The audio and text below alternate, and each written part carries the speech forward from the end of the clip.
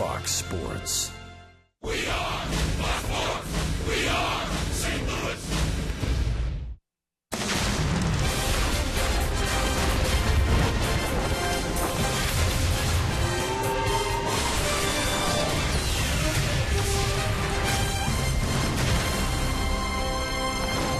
This is St. Louis Cardinals baseball. Weekend series continues. Game 2 of 4. The St. Louis Cardinals and the Milwaukee Brewers. The magic number stands at 6. Pittsburgh, a winner today at Wrigley Field. Chicago, 8 back of St. Louis.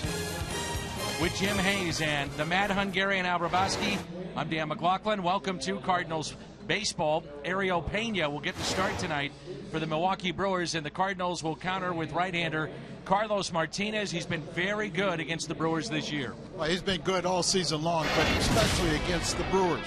He's made 2 starts in Milwaukee this year, 1-0, but look at the ERA, 0.60.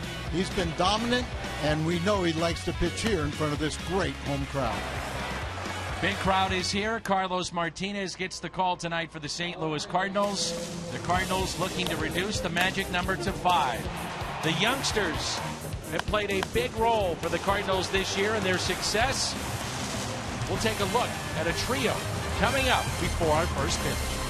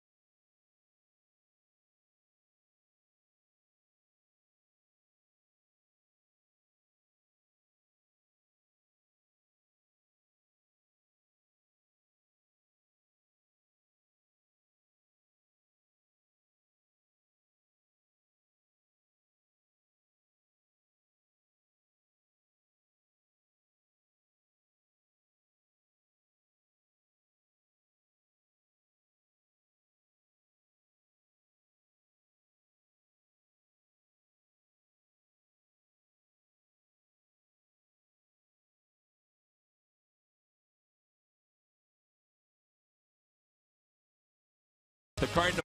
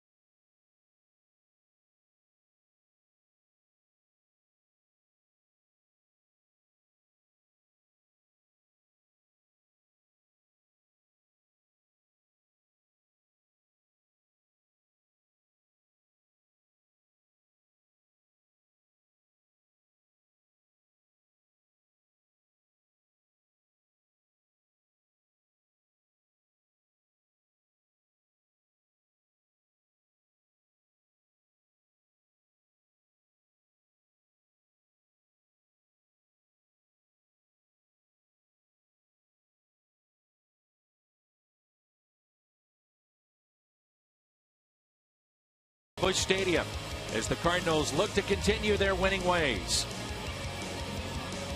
Kids in the lineup for the Cardinals, all contributing. And last night against the Brewers, Randal Grichuk 2 for 3, Tommy Pham 1 for 3. The big night for Stephen Piscotty, 3 for 4 with a home run and 4 RBIs. Tommy Pham is in the lineup tonight. He'll bat second, play center field. Baseball next.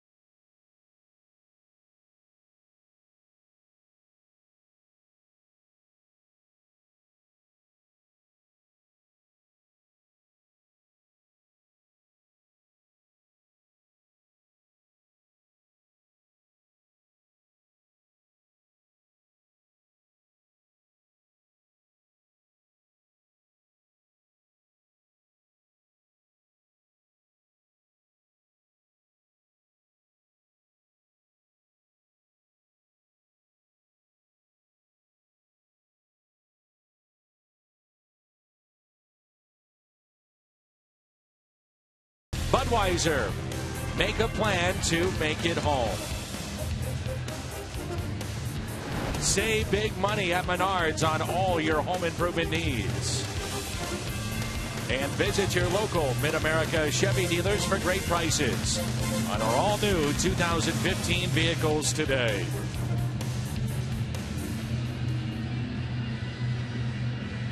Jim Hayes, Al Roboski, Dan McLaughlin with you. We're at Busch Stadium in St. Louis. late September, 81 degrees. And let's take a look at the lineup for the Milwaukee Brewers here this evening. Scooter Gennett will lead it off, the second baseman, followed by Logan Schaefer. He'll play center field. Adam Lind, 20 home runs, their first baseman. Chris Davis with 23. He'll bat cleanup. Then Shane Peterson, Gene Segura, Luis Sardinas, Nevin Ashley, Ariel Pena. And for both these managers, a ton of choices in terms of what they can do late in games. Loaded bench on both sides.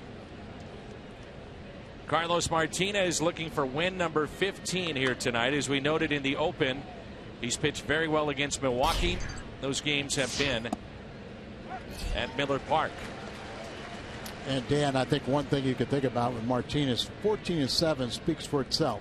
But the team is 22-6 in his 28 starts, so he'll keep them in the game.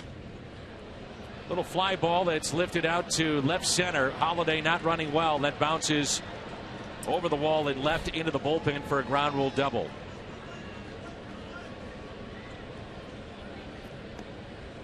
The Hyundai pitch arsenal for Carlos Martinez, the four-seamer, slider, sinker, and a changeup.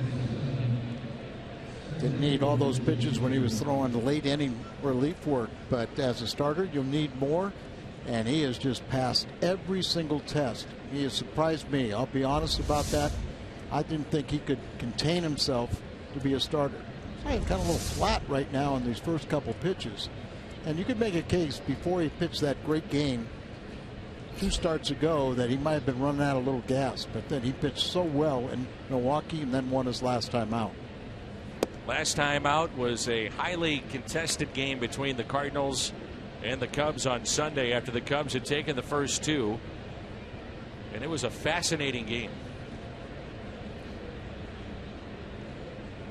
Kind of see what I'm talking about, where he's like, you don't see the energy. I know he's calmed down a lot by design, but he just doesn't look comfortable to me right now. His mannerisms, and one of the reasons why I didn't think he could be a starter was because I thought he was so high energy, so amped up and emotional on the mound, and they by design have cut that back, but I'm seeing a little bit too much cut back right now. Here's a 2-0 pitch. Took some off it, and Schaefer swings through that ball for strike 1. There's a good look at that off-speed pitch. He just looks stiff. Yeah, to me. I mean, he just doesn't look like he has the same mannerisms, and whether his body is translating that his arm doesn't feel good or his body doesn't feel good today. But we'll see if he can work it out. 2-1 is popped up left side. This is Holiday, who's there to make the catch. Holiday was near the line anyway, so just had to come straight in. He's in left field. Tommy Pham in center. Jason Hayward is in right. Carpenter, Peralta, Garcia, and Piscotty along the infield. And Tony Cruz is behind the plate. That's presented by Dobbs Tire and Auto Centers. And you could tell that the left side of the infield, Carpenter and Peralta have been instructed to go out and help Holiday as much as they possibly can. Same thing when Grichuk is out there with little limitations on his throwing arm. The infielders got to go out and go further out than they normally would as the cutoff man. Here is Adam Lind. The key moment in the start for Martinez, and he is not right. Yeah, you see right now Tony Cruz going out to talk to him, and like a stiff back, or and he's Mike not stretched Matheny's out. now coming out too. Yep, he's not right. And now they're bringing the trainer. Chris Conroy will come out, and there's something not quite right.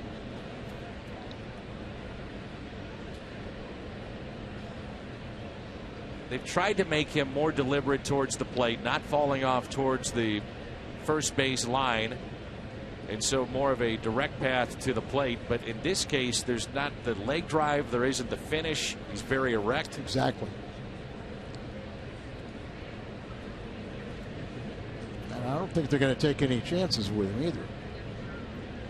You can see he's not real talkative, and he's going to accept. And this is probably the best thing. Get taken care of now, and don't let it develop into something bigger. So you can see he's kind of worried. It's the way he's acting that he just knows something's not right.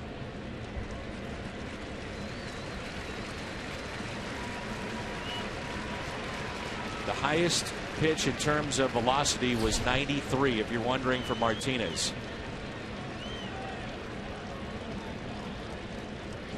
That just doesn't look like the fun-loving, friendly young man that we see him so many times. And let's hope it's nothing serious. Tyler Lyons come in.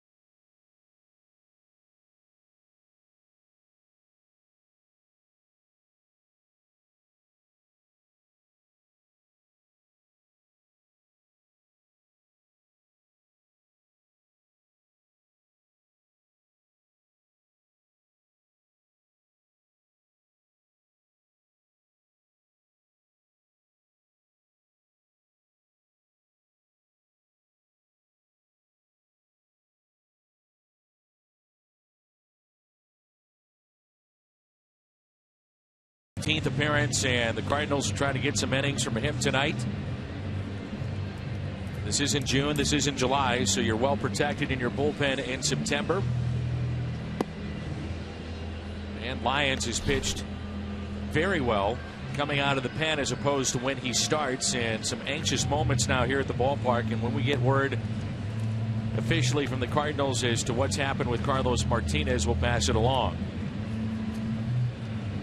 Very interesting, because it seemed like from pitch one we kind of noticed something wasn't right, and Derek Lilliquist, with his very observant eyes watching him warm up in the bullpen, you would have to believe that they had some indication that something wasn't totally correct, but we're hoping it would smooth out or something wasn't going to develop during the course of the game. So Lyons gets all the time that he needs to get loose. We'll step aside and then continue with baseball here tonight. Game 2, Milwaukee and St. Louis.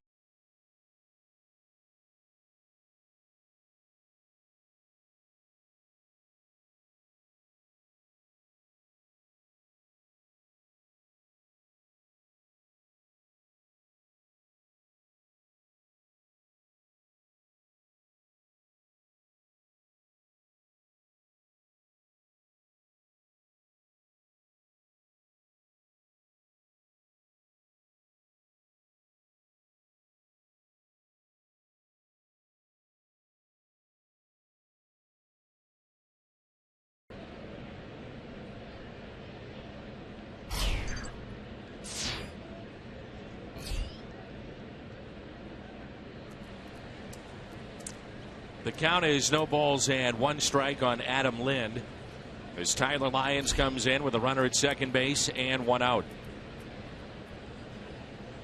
Said it 1,000 times from personal experience. When you're asked to come in and warm up and the whole world stops, watches you, you feel like you're a sense of urgency, and you always tell everyone you're ready to pitch about 1 or 2 batters too soon.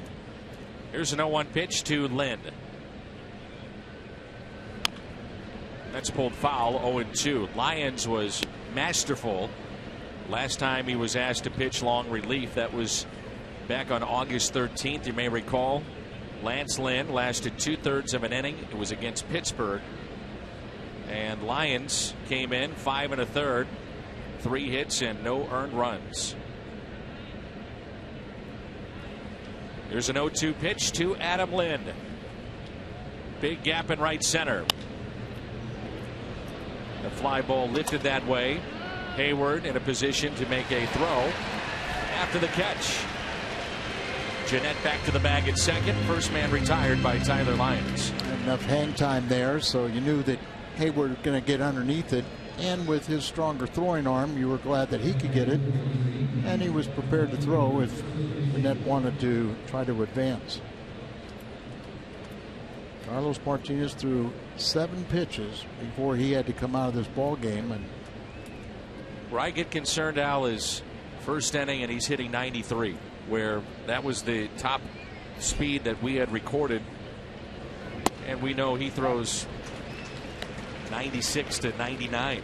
And my concern was to see him walking off so slowly, and then with his face covered with his glove, that it's not like I've got the flu or something like that. I think he's concerned about the possibility of an arm injury. We'll find out later. Talk about trying to take a little steam out of your pregame preparation, though. This team's dealt with so many injuries. What's one more?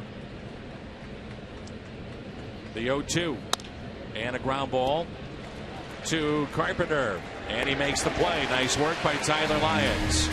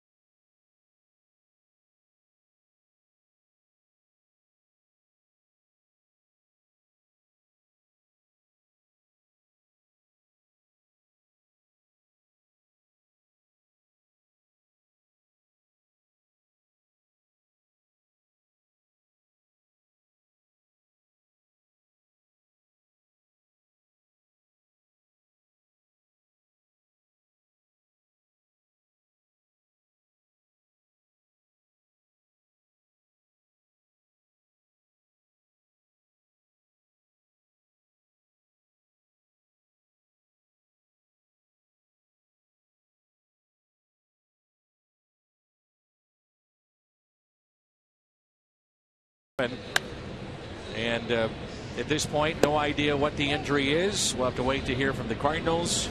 Martinez, a third of an inning, 1 hit, 7 pitches, 5 were strikes.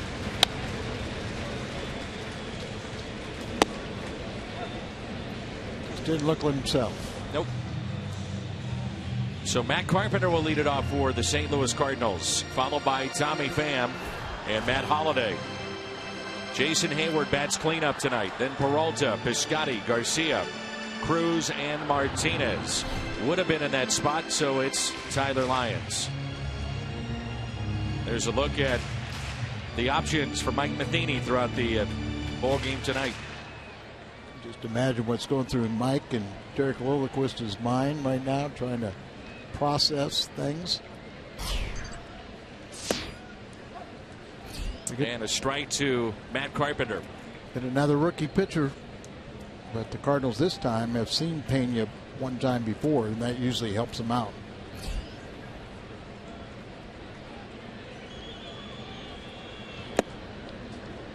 Oh, 2. He is a hard thrower.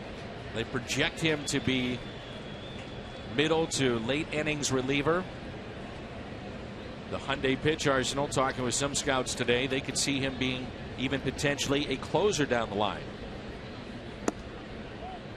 Well, testing him right here, and but realistically, you're talking about a 2-pitch pitcher, and slider is very inconsistent. It's better this year than the changeup has been. Here's a 1-2. Carpenter pops it up down the left field line, and that slice is foul and out of play.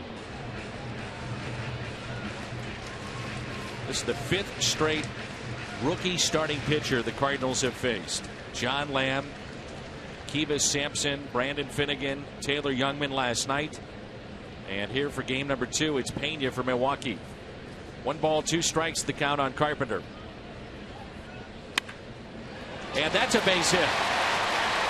Inside the right field line. Carpenter thinking 2. The throw by Peterson, not in time.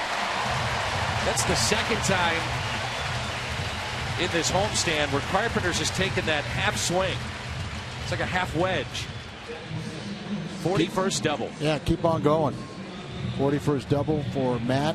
He was 0 for 4 last night with 3 strikeouts. But the night before, he was sensational, hitting 2 home runs and 4 RBIs. There's what you're talking about. Just kind of throwing the bat at it a little bit and just flicking the wrist. He did that with Tony Cruz at first base the other night. Proved to be a big hit. Here's Tommy Pham. Pham is hitting .281. 5 home runs. He's driven in 18. Carpenter has tied Todd Frazier for the lead in doubles here in the National League. 41 for Carpenter. 0-1 pitch by Tommy Pham.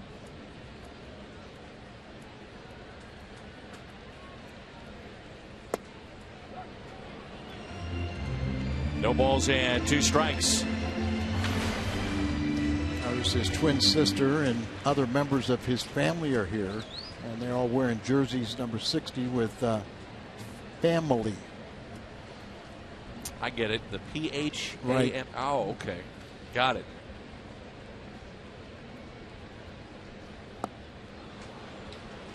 The strikeout of Tommy Pham. And it brings in Holiday. Brewers defense tonight. Davis in left, Schaefer in center, Peterson is in right. Sardinius, Segura, Jeanette, and Lind along the infield. Nevin Ashley is behind the plate.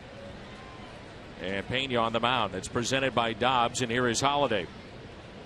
2 nights ago in the starting lineup, put one off the wall for an RBI double.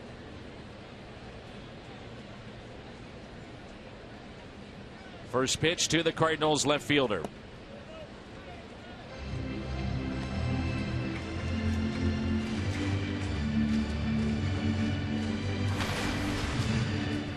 Good to see Matt back in that lineup, and it's like every day he's making progress, running a little bit better. He's trying to get the timing back. Is going to be the biggest thing with these guys coming back off the DL. Here's a 1-0 pitch to Holiday. It was interesting what he told me the other day. He said there's been times in his career where he's been hurt, where the timing has been an issue, and he doesn't feel right when he comes off the DL or misses a few games. He said in this case he feels pretty good, and that his swing was where he thought it might be. We'll see if that carries over. Here's a 2-0 pitch.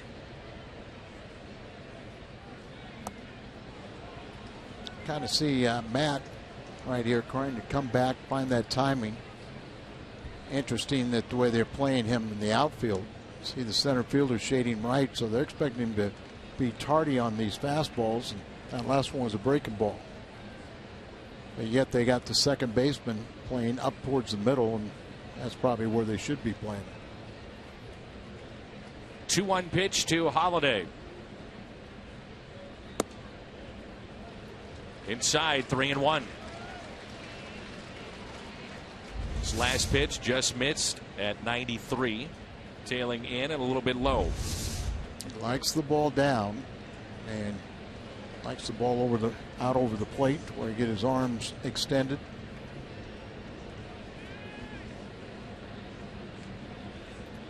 Here's a 3-1 pitch on its way. Full count. Saw Matt with those lofty numbers, 391 with runners in scoring position. Does have 5 game-winning hits. There's 32 RBIs, but he's missed so much of the season. 2 different stints on the DL. About 72 games on the DL, but there were other times when this wasn't really right.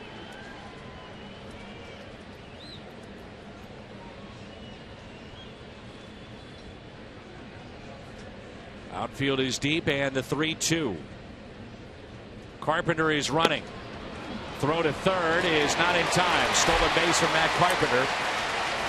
Pena never really gave him a look back, and Carpenter had a huge jump. Really did. You know, the infielders were in a position where they really weren't chasing him back, so after a while he just figured that he could go take off. Good throw by Ashley, but he slides head first right ahead of the tag.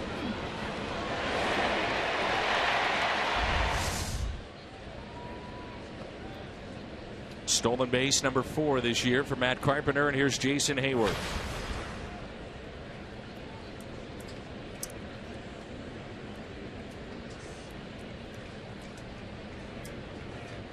Two outs, runner at third. First pitch to Hayward.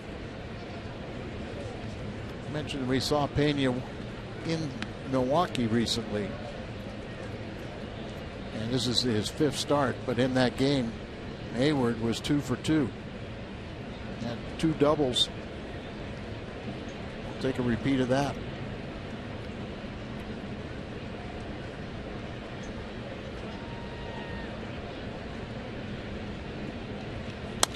The 1-0 is hit to center field. Schaefer going back with plenty of room and makes the catch. Cardinals strand a runner. 1 inning in the books, and there's no score.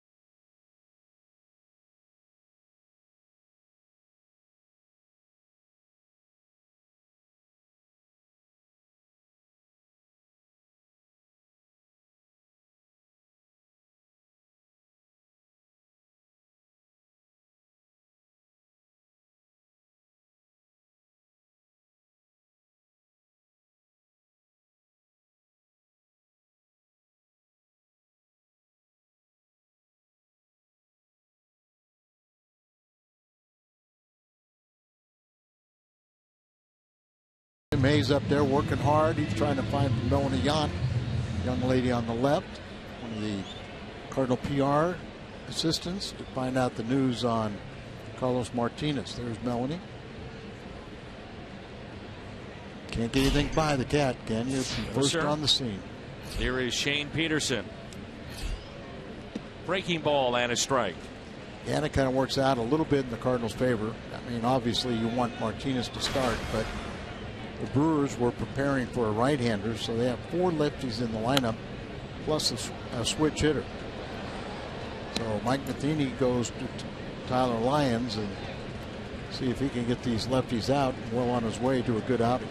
It's the one thing that really backs a manager in a corner from the opposition's point of view. Preparing for a righty or a lefty, and that's how you stack your lineup, and then all of a sudden injury hits.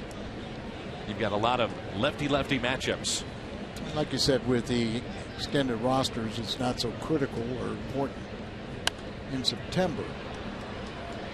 And there's been some gamesmanship at times where managers get one lineup and a guy will start one batter or two, and then they switch to another arm to try to really hurt somebody's game plan. Doesn't go over well with managers. 1-2 pitch, swung on and missed. First strikeout for Tyler Lyons.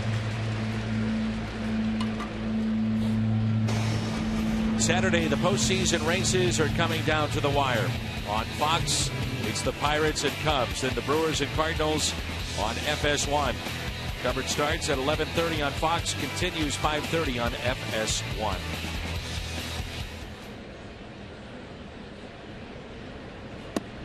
And a strike at the knees to Gene Segura.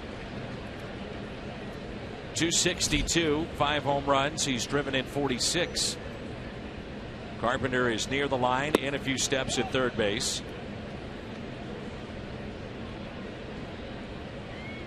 Against lefties, the Cardinals hit .233. Not much better. Milwaukee .237. And the average in the National League is .251. For my money, Tyler Lyons, his future's in the bullpen. I just like him out there. Totally agree. You know, the numbers bear that out. And you like him in this role as spot starter, long relief. Got a good breaking ball that you can get these hitters out left and right. 2-2 the count. Got enough experience now. He's been up and down, and that stat right there confirms both our beliefs. Look at that pitch. In on the hands of Segura. Back-to-back strikeouts.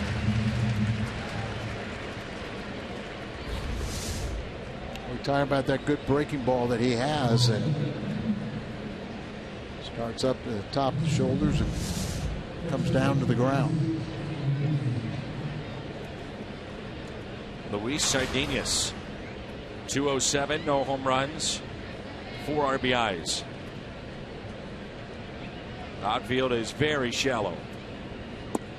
First pitch is a strike. Calling the balls and strikes tonight, the crew chief Ryan Gorman, Trip Gibson at first, Ben May at second, Mark Carlson is down at third. 0-2. Venus is noted as a good defensive player. Came over in the Gallardo deal. And he strikes out this side here in the second inning.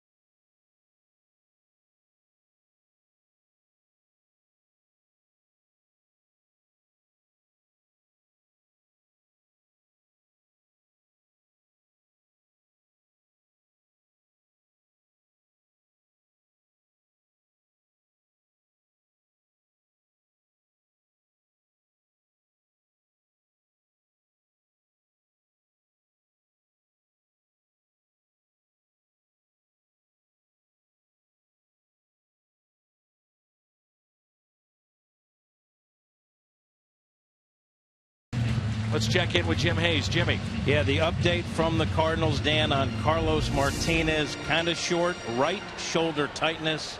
He'll be reevaluated tomorrow. That's all the Cardinals are telling us for now, Dan. All right. And that's what tells you right there that it's something that he's at least very, very concerned about. 7 pitches tonight, and he came out of this ball game. Didn't look comfortable on any of the 7.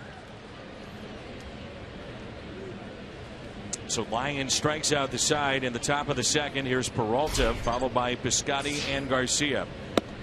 Fastball, that is strike. Johnny with his first home run in over a month yesterday, and a big one that tied the game up at 3. Then Piscotty right after him 2 pitches later. Cardinals went back to back. Up the middle, that's a base hit. You're seeing him go up the middle more and hit the ball with authority. He's always hit against Milwaukee Brewers very, very well, particularly in Milwaukee. He just says he loves the background there. He just sees the ball so much better, but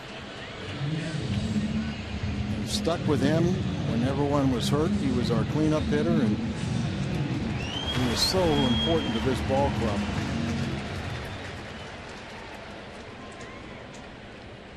Very interesting what Stephen Piscotty told me the other day. This will be the first pitch by Pena to Steven in his first at bat. Runner at first is Johnny Peralta. He said, depending on how I feel, the adjustment is truly day to day. So when I come to the ballpark, there's a feeling of my body and what I'm going through that day, my routine in batting practice. And, you know, you talk about adjustments in the game, and he's telling you it's, you know, from at bat to at bat for him with how his approach changes with his body. I just found it interesting. Obviously a very bright kid. And I was going to say that you know, he's a smart young man, and really there's no correlation between baseball instincts and intellect. But if you're smart and you can evaluate things and make quick adjustments, and that's what the Cardinal hitting coaches have noticed right away, that he can make those adjustments from at bat to at bat. Here's a 1-1. He said you get so much information at this level, from video to the scouting reports, that you have to be able to disseminate through that and figure out exactly what is useful for you in your particular approach. That's the key point right there, Dan, is it's sensory overload for a lot of people. And even if you're really intelligent and you can decipher what that means, sometimes it's just too much information. You're always thinking too much. Scotty hits it sharply to third. Sardinhas to second. And the turn and pick. Lind made a nice play, but Piscotty beat it out.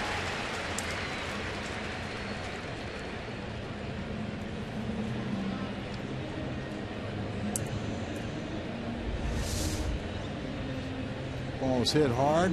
Little backhand right there. It almost stayed down on Sardinhas, but then Jeanette really had nothing much on that throw. He's kind of falling backwards, so it bounces for Lind, who makes a nice scoop. But they were going to question it. To the naked eye, I thought it was very, very close, and wouldn't be surprised if it's overturned, but apparently not.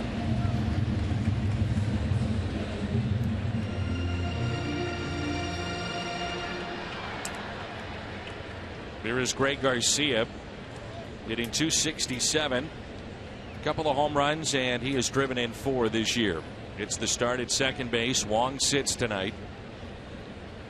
Cardinals trying to get him a couple of days of rest before what they hope is a long run in October, and maybe even into November.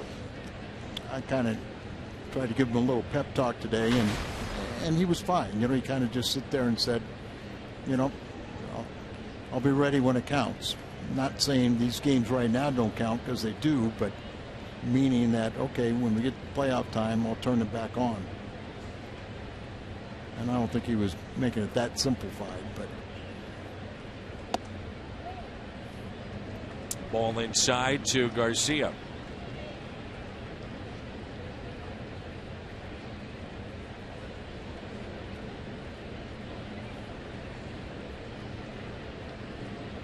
Cubs made it interesting against the Pirates today. They had the tying run at third, one out in the ninth against Mark Melancon. And back-to-back strikeouts. Melancon had picked up the save. The Pirates picked up a win. And the Cardinals trying to reduce the magic number to 5. Were any of those pitches in the strike zone on the 2 strikeouts? Didn't look like it. Garrett Cole today, 7 innings, 4 hits, earned run.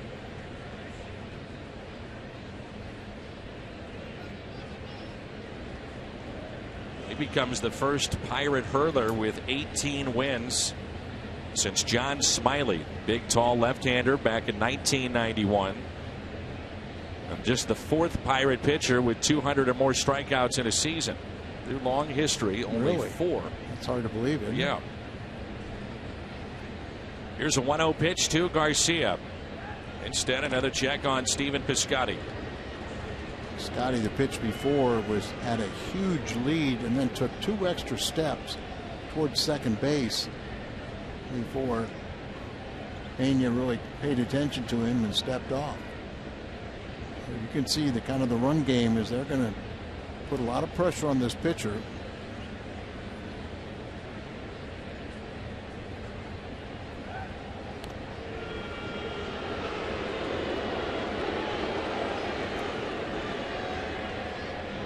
Ashley back behind the plate.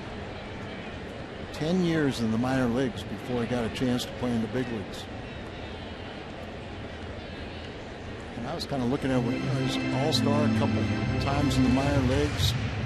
Hit extremely well one year at in the fall league. Made the all-prospect team. Started with Tampa Bay. Here's a 1-0 pitch to Garcia. Piscotty is running. Throw down to second and got him. Piscotty had a very good jump as well. And a very good throw from Ashley. And like I said, he was really an outstanding catching prospect, but early in his career looked like he hit pretty well.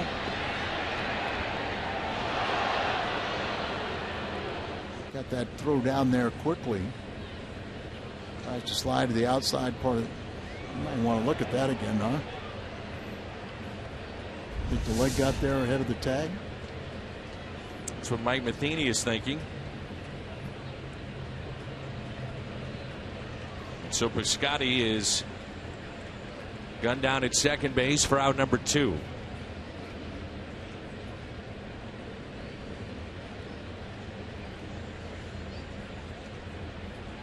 Two-0 pitch to Garcia. It's sharply to Adam Lind. He'll step on the bag. This big crowd is quiet so far. Lions back to work. We head to the 3rd.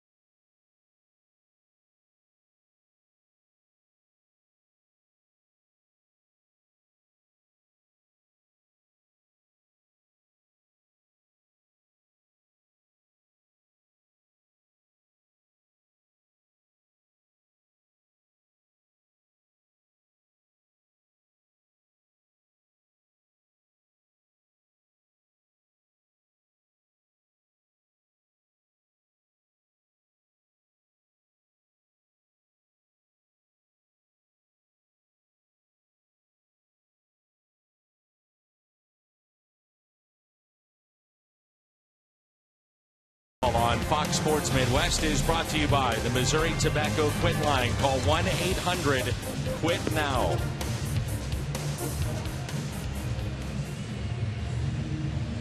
Keep up with the pennant races in true high-definition quality on MLB.TV Premium. Watch every out-of-market game live on more than 400 supported devices. Real-time highlights, live look-ins, pitch tracking widget, and more. Visit MLB.TV today.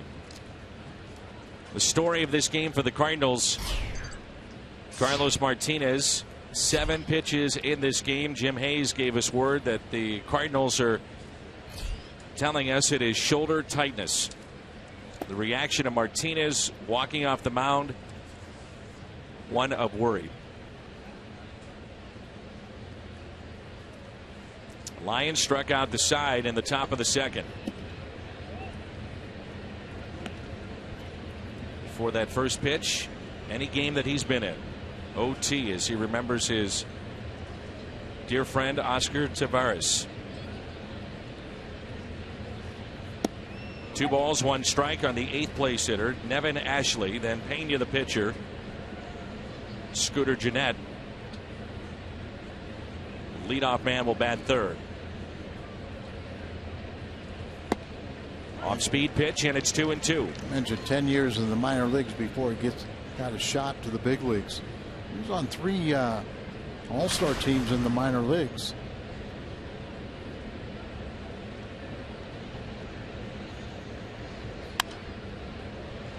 He is from Indiana. He went to Indiana State from Vincennes, Indiana, and that where a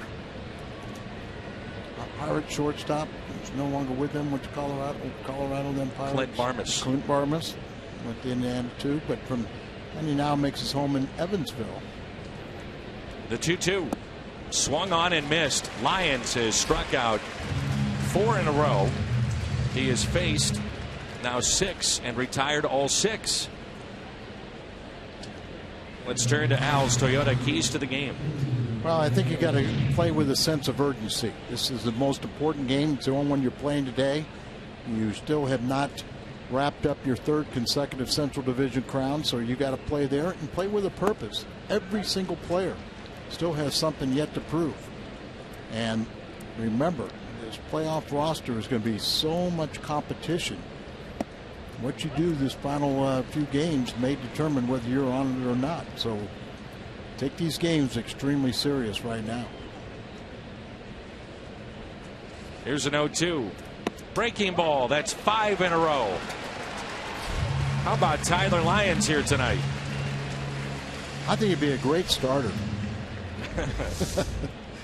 But Tyler, you know, he's a very competitive. He got a good breaking ball, and I'm not sure he wants to throw that pitch right there to many of the regulars, but to a pitcher it'll get you their 5th strikeout in a row.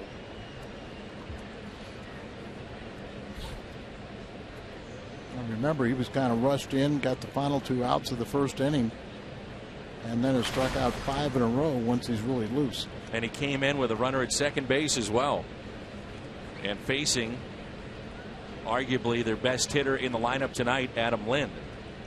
So 2 outs, nobody on. Scooter Gennett. How about that pitch? Breaking ball there where he had Scooter Gennett buckling and leaning back. Wonder if Lyons is on the postseason roster. Well, that's what I'm saying, Dan. This outing right now could determine whether he's on it or not. You have the veteran Randy Choate from the left side, Kevin Segrist as well. 1 ball, 1 strike with 2 outs and nobody on. And a fly ball that's lifted into left center. Pham has to cover a lot of ground with Holiday in left and makes the catch.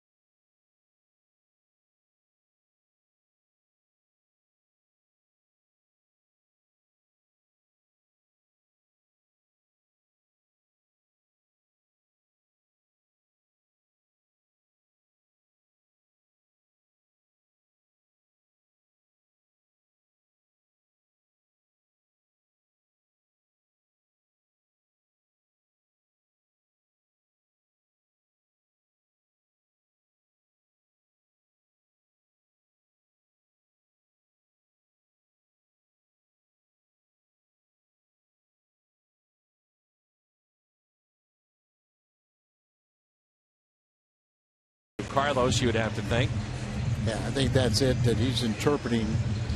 You know, Derek is not fluent in Spanish. Mike is, but Mike's got to take care of this game. And so Yachty going up there, always said he's an extension of the coaching staff, and get a more thorough report of what Carlos is saying. And then Yadier Molina relaying it to the Cardinal pitching coach, Derek Holmquist, who, by the way, has done a phenomenal job. Here's Tony Cruz. He'll lead it off, the 8th place hitter in the lineup, then Lyons and Carpenter.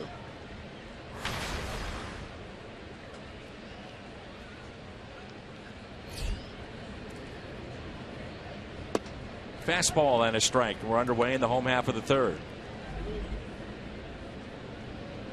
Cruz hitting 179 overall, 1 home run, and he has driven in 7 this year.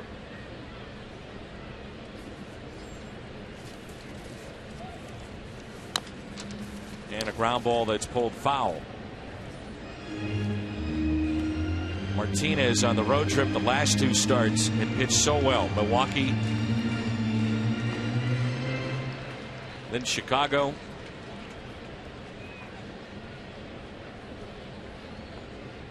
You didn't know about his role in the postseason. Was there a comfort level of moving him to the bullpen? Would he get a start? If he was pitching like he did on the trip, decision was pretty easy. Absolutely. He's in your rotation. There's not going to be easy decisions, and there are going to be some guys that have been with this club all season long and may not find themselves on that postseason roster. Going to be some tough choices, but it's also some decisions that postseason roster can be changed after each level of the playoffs. Here's a 1-2 pitch. Of concern to me in this game, and the Cardinals have not been burned by it yet. Watching Holiday run after a couple of these fly balls. First one was not caught, turned into a double, and the other one, Pham had to cover an awful lot of ground to go get that. The 2-2. In fairness, I don't think the first double was that bounced into the visitor's bullpen. I don't think that's going to be caught most nights.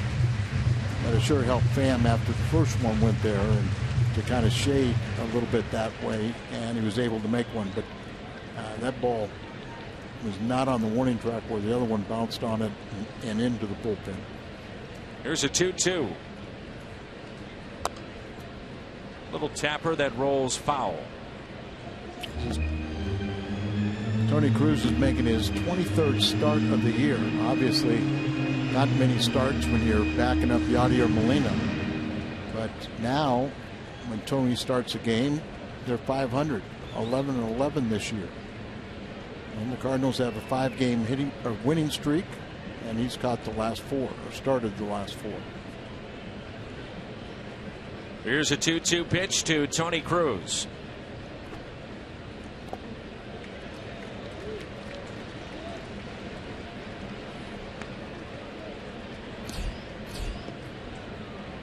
Eight pitches in this at bat for the Cardinals catcher. At some point this weekend, we would anticipate Wainwright throwing either another simulated game, or we'll see him in game action. 3-2 pitch. I think they want to go with the simulated game this weekend, and I would think, I still maintain, and it's all going to be based on how that outcome comes, but I think he will pitch sometime on the road trip.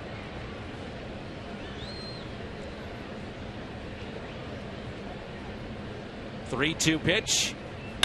Cruz drives it into deep right field, going back and off the wall. It's Shane Peterson with a strong throw to the bag at second.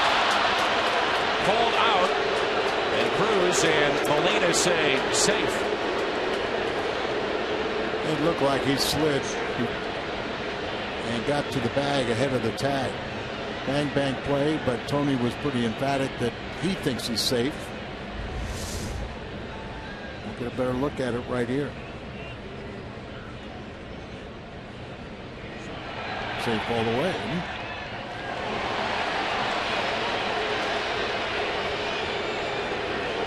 Played perfectly, and a strong throw from Peterson.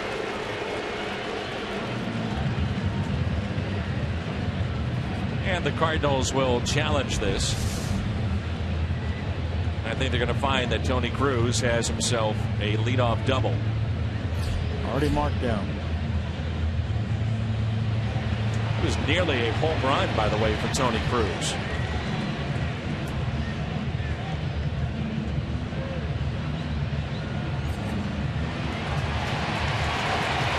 The fans are watching on the video board here at the ballpark, and you can hear their reaction. They think he's safe, as do we. And umpire Ben May, if you notice, he was trying to, his body was moving, trying to go into the infield to get a better look at it, and might have kind of screened himself as he was doing so.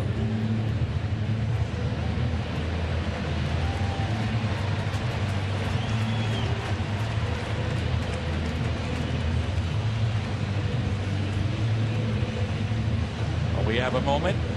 A get well wish to Tommy Jarvis, who is watching Cardinals baseball tonight. Tommy never misses a game, so get well and see you soon. Here's the ballpark, Tommy Jarvis. And Cruz ruled safe. It's a leadoff double. And also a nice note here from the Cozums. Cozums never miss a game and want to say hi to family and friends. That double right there is going to help Tommy feel a little better, won't it? I would hope so.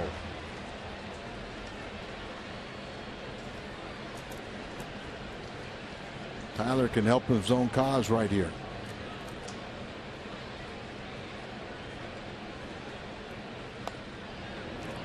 Strike one. Most relievers not accustomed to bunting, but that shouldn't be the case with Lyons, who's been primarily a starter in his pro career. Yeah, it just seems like this year nobody's getting bunts down. You know, that a lost art. I almost got to say, okay, boys, at 20-30 minutes you get every day of hitting, we're only going to bunt. Forget about swinging away. Here's an 0-1 pitch. Runner at second is Cruz.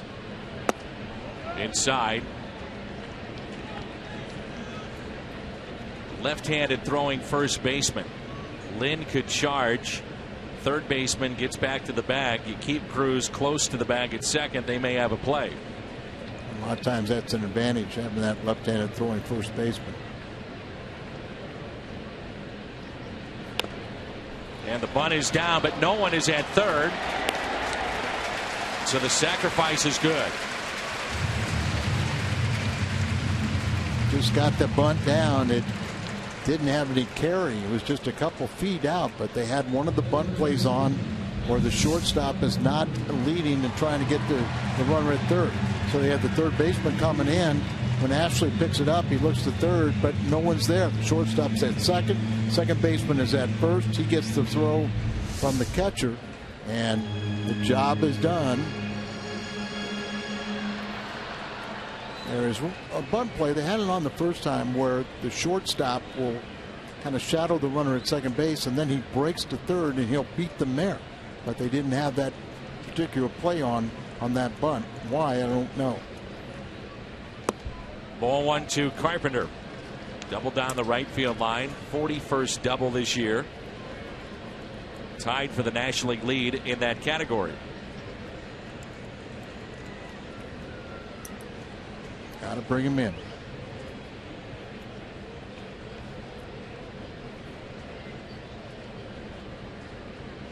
And a 1-0 pitch with the infield drawn in.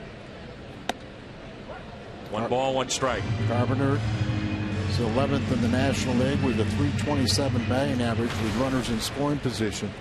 He leads the club in RBIs with 81. He also leads in home runs too, and doubles and a few other things.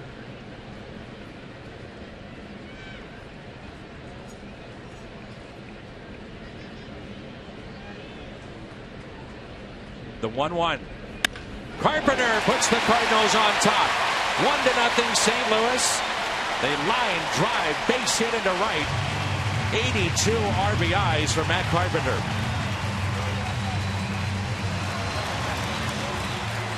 Nice going, Tony Cruz. Also, don't forget, Tyler Lyons did his job, moving from second to third, and then Old Faithful. Carpenter drives him in and gives the Cardinals the early lead. Down and in, asking for trouble.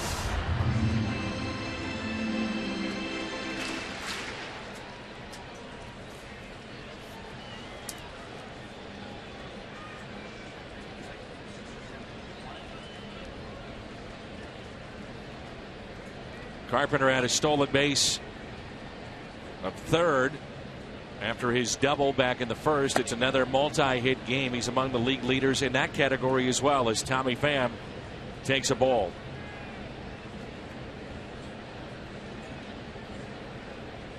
As you said earlier, basically a two-pitch pitcher. When you think about Pena, let's see what the Cardinals do now, second time through this lineup.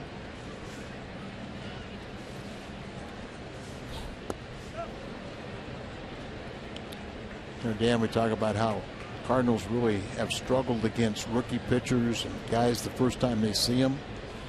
This is the second start for Pena against the Cardinals, and Carpenter's a prime example. 1 ball, 1 strike on Tommy Pham. Matt Carpenter from the leadoff position in the lineup with his 48th RBI. So 48 of the 81 have come as a leadoff man, third best in the National League. Granderson with 58, Charlie Blackmon with 55 of Colorado. He's got 16 of his 26 home runs out of leadoff spot too. The 1-1. Breaking ball drops in for a strike, and it's 1 ball and 2 strikes. Mentioned that Cardinal hitters are now getting a second look at him. This is the first time Pham, he didn't start that game, Pena did. But Carpenter was 0 for 3 with a strikeout the first time around. Today he's 2 for 2.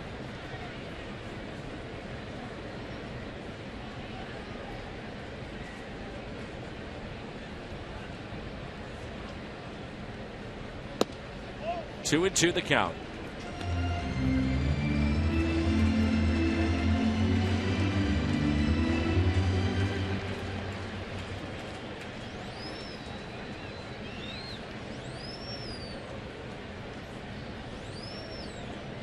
A little bigger lead this time for Carpenter.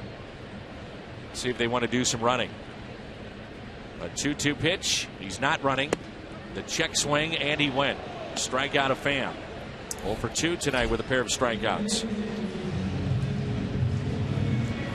Now time for you to tweet your strongest fan photo using the hashtag MW_DataStrongFan. And you just might see yourself in an upcoming broadcast. It's brought to you by T-Mobile.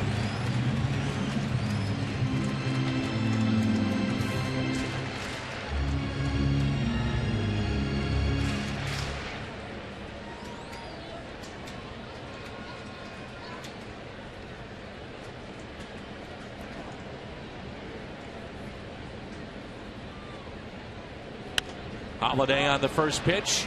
Pops it up. Adam Lynn. Cardinals strand a runner, but they pick up a run. Matt Carpenter with his 82nd RBI with the infield drawn in. Drives in Tony Cruz. We play 3. Cardinals on top by a run.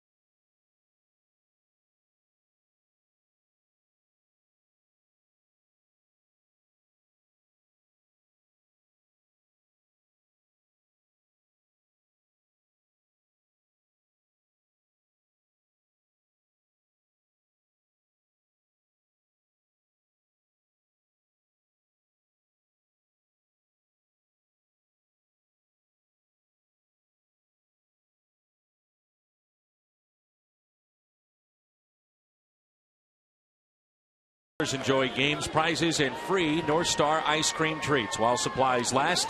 That's in the Ford Plaza here at the ballpark, presented by Prairie Farms. Tyler Lyons, first pitch out to right, and it's off the glove of Hayward. Schaefer on his way to second base. Misplay right there by Hayward. He first came in, and that's the toughest ball for an outfielder, the one right at you. It's off to the side. You could tell the height of it, whether it's going to get over your head or not.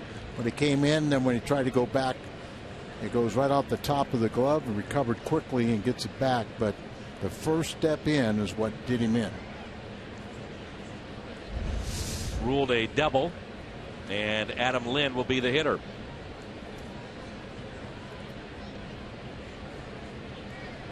Lynn was the first batter that Lyons saw. That's the first hit he is allowed tonight.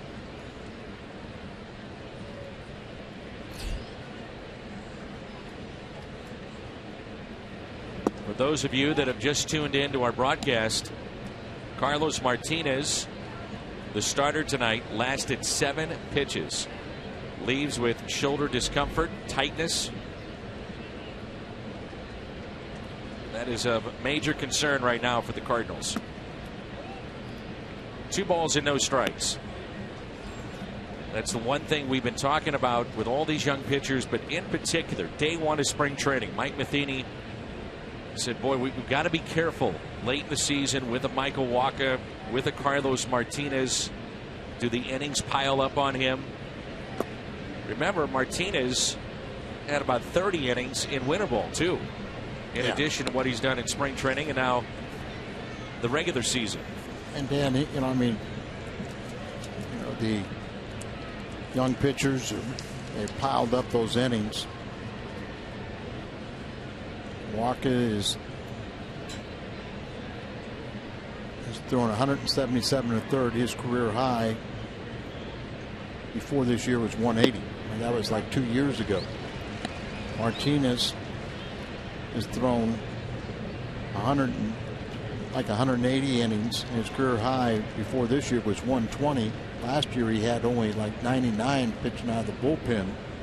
So that's a big jump, particularly for Martinez. And yet 3-1 is hammered out to right field. Hayward going back near the wall and makes the catch. Runner tags. That's Schaefer from second to third.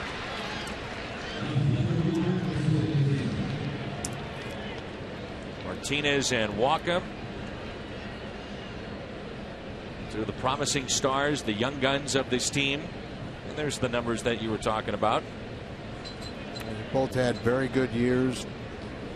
It is the concern whenever you hear Mike talking about banking innings, trying to keep that inning total from really jumping up. And you saw that on Martinez didn't count that 30 innings you talked about in winter ball. Infield is drawn in. Pick off to third. Back in safely is Schaefer. But it does seem like a lot of the Latin players, because they just play baseball all the time, that their arms are a lot more resilient. And you see the attempt to get back there. Here's an 0-1.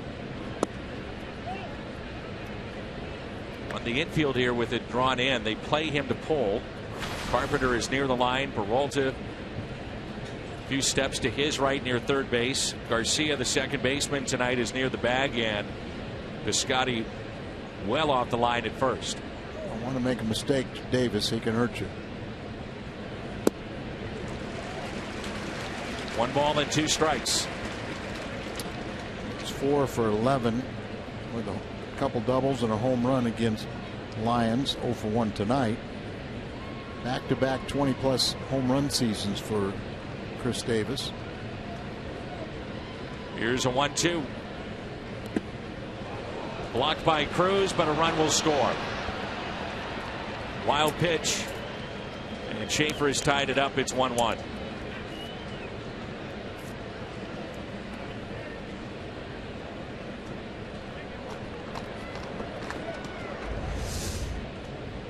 See the breaking ball in the dirt. Tony tries to smother it, but it gets away from him. Lyons was 1 strike away from having 2 outs. Instead, it's 2 balls, 2 strikes, and the next 2, Davis. Slow roller to the right side. Piscotty, gloves, underhands. Lyons is not on the bag, and no argument. Still, that was one of those plays where Piscotty, who's relatively new to playing first base, did a great job there. If he would not have gone to field that ball, I don't think Garcia could have gotten it before Davis would have stepped on the bag. So first baseman had to range so far to his right. Then he throws underhand, leads him perfectly, but he missed the bag. He wanted up around the chest, but it was one of those situations when he caught it, he was kind of already past the bag and couldn't drag his foot across it. Here is Shane Peterson.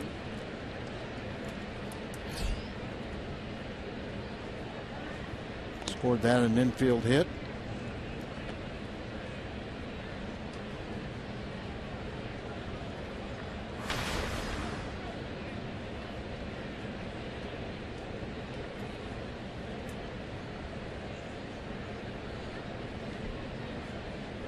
First pitch to Peterson, who struck out back in the 2nd inning.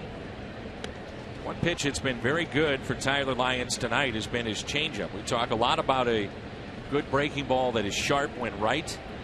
His changeup's been a good pitch tonight.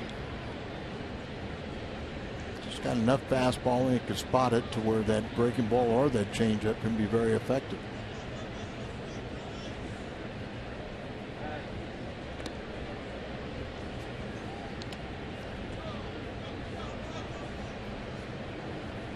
Forget about the wild pitch, and that goes go right after the hitter. Chris Davis with 5 steals this year. He's been caught once. The 1-0. 1 ball, 1 strike. I don't think Lyons has a particularly good move, and I was with Whitey Herzog the other day, and he reminded me once again how bad mine was. What did he say? Don't ever throw to first. Don't show everybody you got a bad move. But the one thing I could do was I could throw the ball to home plate at 1.1, so nobody stole off. Here's a 1-1. Good jump by Davis. Cruise to second and not in time.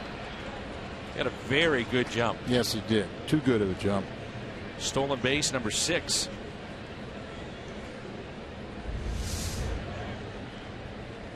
Once he saw him leaning back and not quick to the plate, he stole that one off of Tyler Lyons, like most stolen bases are. They're off the pitcher.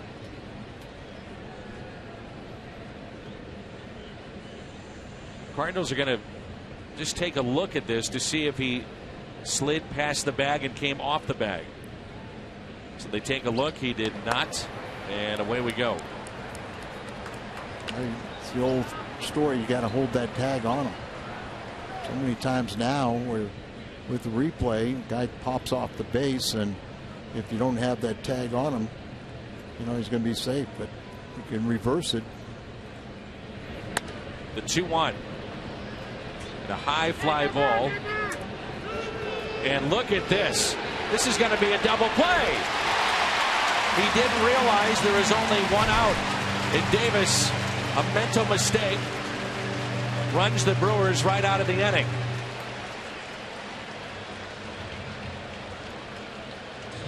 So off with the swing and contact, head down, thinking there's 2 outs.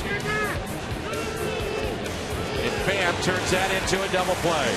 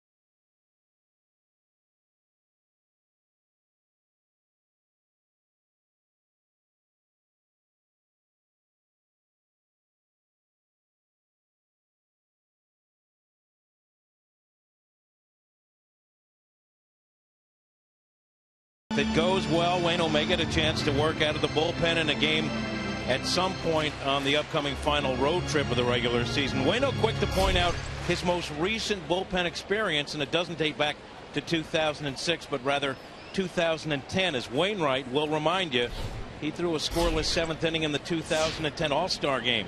He's comfortable in the bullpen. Trevor Rosenthal told me Waino watches all the relievers and provides great input, as he did with the starting pitchers. Besides, Rosenthal added, he's the only guy in the bullpen that has closed out a World Series, so they're having fun with it.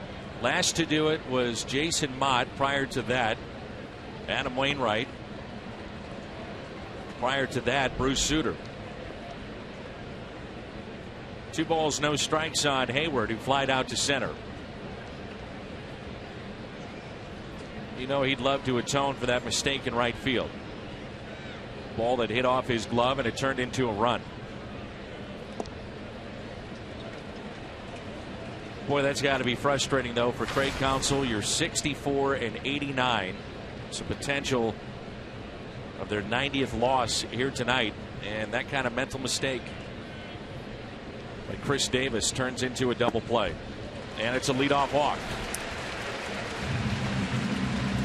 Just your teammates get you tied up, and then a leadoff walk is not the best way to do it. But Dan, it shouldn't happen, but it happens to everybody. You know, when you get the outs of an inning and do different things. We've seen guys do it on the base paths, or an outfielder catching the second out, thinking it's the third out, flip it into the stands. It's just lack of concentration. But when you're at this stage of the season for losing clubs, they seem like they do it much more frequently than good ones. That's blocked in front. Hayward read it perfectly and diving in safely to second base. You think about it, with Yachty and his stellar defense, you just don't see many wild pitches that cost the Cardinals, because he'll keep it in front. And it's an art not only blocking the ball, but keeping it within range to where a runner does not advance. There's a wild pitch, and that was only the 45th wild pitch the Cardinal pitchers have thrown this year. 6th fewest in the major leagues. Unfortunately for Lions, it cost them a run.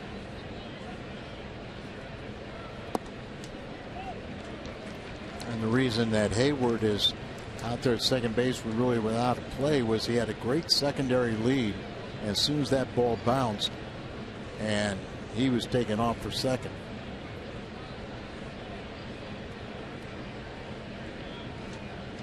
Here's a 2-0 pitch to Johnny Peralta. Peralta hits it sharply to short, under the glove of Segura. Hayward to third.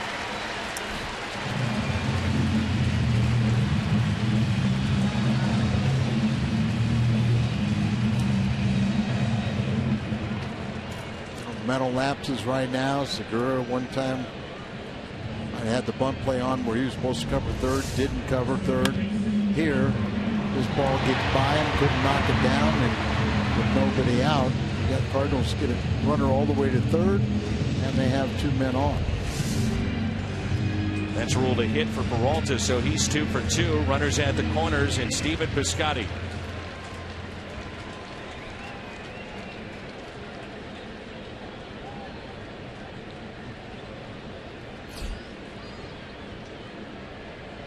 Scotty just has a knack for coming up in these spots. The ball finds you. Well, for whatever reason, these situations have found Stephen Piscotty. Playing in his 60th ball game. He has 6 home runs, 37 RBIs. Had a big game last night, 3 for 4, home run and 4 RBIs.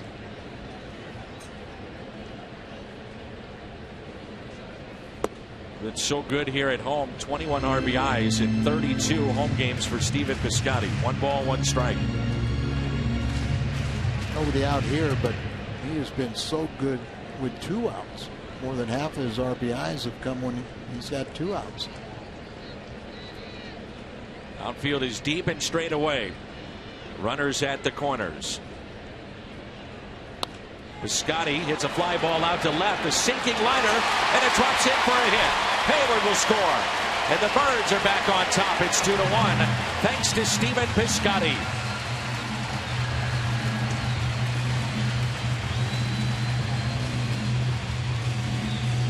Hayward comes in. Piscotty an off-balance swing, but lofts it out there. Davis is not a very good outfielder. A little breaking ball, gets out there and hooks it. Look how he swings and finishes that. Davis playing deep, plays it conservatively. Very similar to Matt Carpenter's swing in the first inning. Granted, their pitching coach pretty animated in his speech to his pitcher and catcher.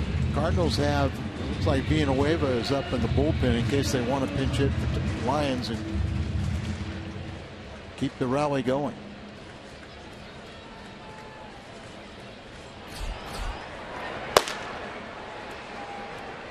Been a while since we've seen Villanueva. 2 on, and here is Greg Garcia. Grounded out sharply to first. Back in the second inning, 0 for 1. Villanueva threw 13 pitches back on September 19th. How about the look for Carlos Villanueva? That mustache. You could appreciate that. Little facial art. Remember we had Dustin Hermanson, who that's what he called his facial art that he would do with his facial hair. Very creative, huh? I'm trying to figure out how to keep it dark. You're losing that battle. I've earned the gray.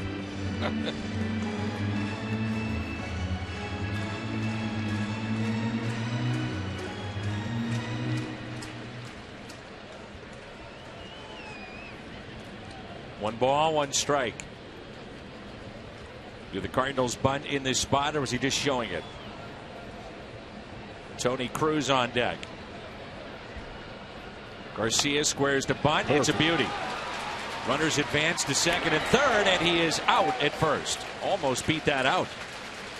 Mike Matheny taking a look back to David Bell to make sure he was indeed out. But that's what you do. You know, you really just get that bunt down. In this case, you draw it down the third base line, draw in the third baseman, nobody at third base, and put your head down and run as fast as you can. Who knows if there's any trouble with the exchange or a poor throw, and all of a sudden you have the bases loaded. Never embarrass yourself when you hustle, do you? There's Tony Cruz, who doubled off the wall in right. Initially ruled out on a throw by Shane Peterson to the bag at second, and then overturned as the Cardinals challenged the call. Came around to score on a base hit by Carpenter. Infield is drawn in. One out. And Adams is at the on deck circle. Could that be a big pinch hit appearance for the big man? The Cardinals just don't bunt a lot outside of their pitchers. You know, the position players, you don't see it very often for whatever reason. It's not right, not wrong. It's just the way it's been. But I'm sure you agreed we like that one. Oh, with sure. Garcia.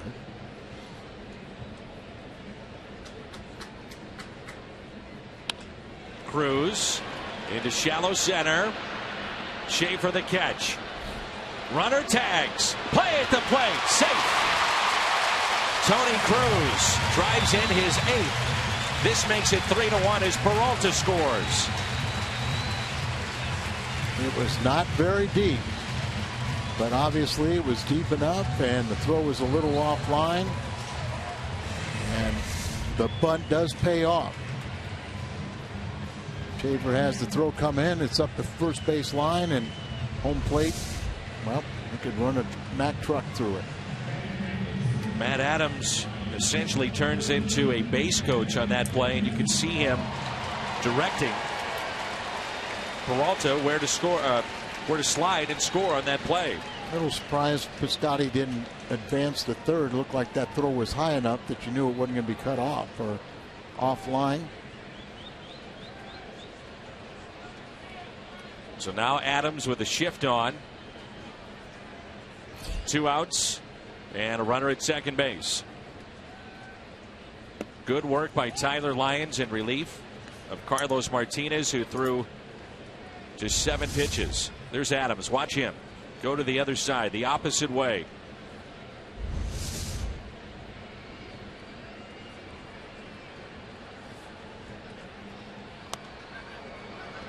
One ball, one strike. Cardinals jumped out to a 1-0 lead in the bottom of the third on an RBI by Carpenter. Brewers scored their run on a wild pitch, and the Cardinals have come back with 2 in the bottom of the fourth to lead it 3-1. RBIs by Piscotty and Cruz.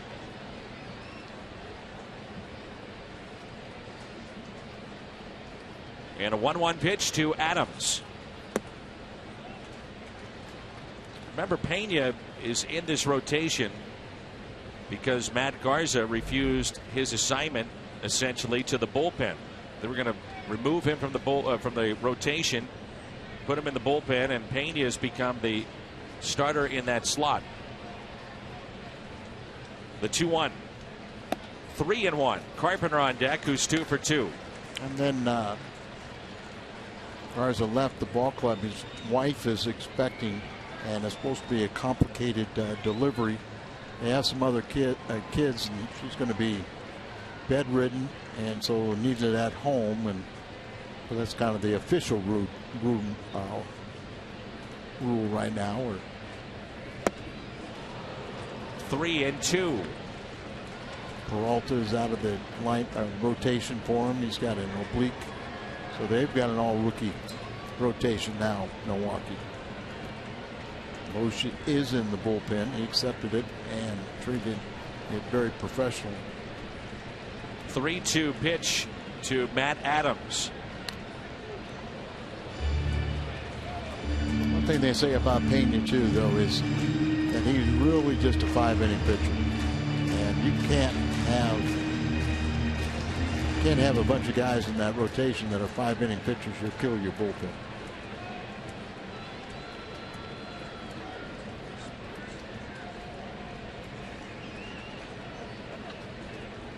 Now time is called. They want to make sure they're on the same page for this 3-2 to Adams.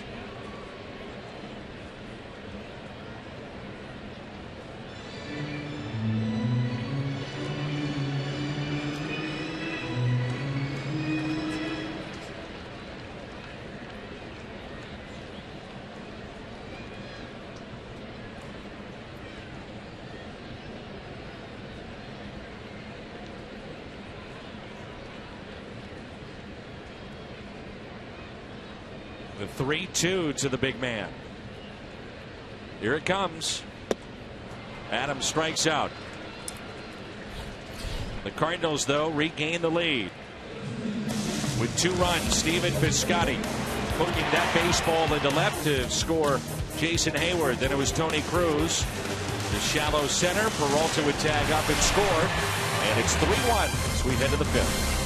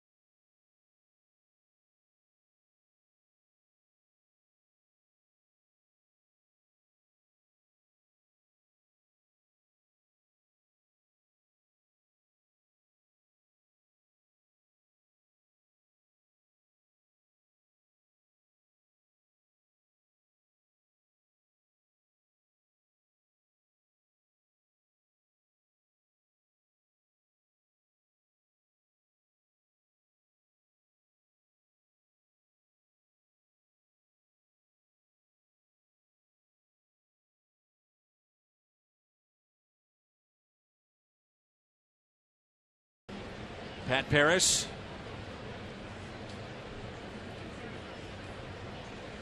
Yay.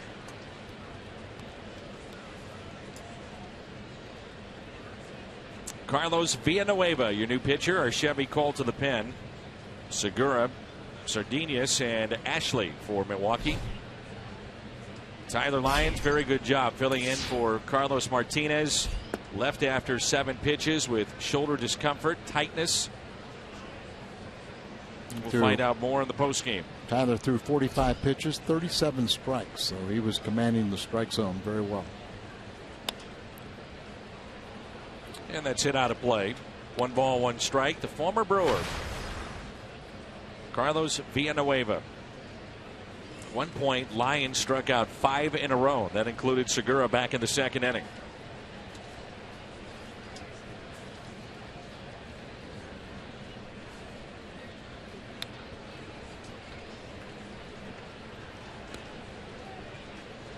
Think about the role that Villanueva has filled this year.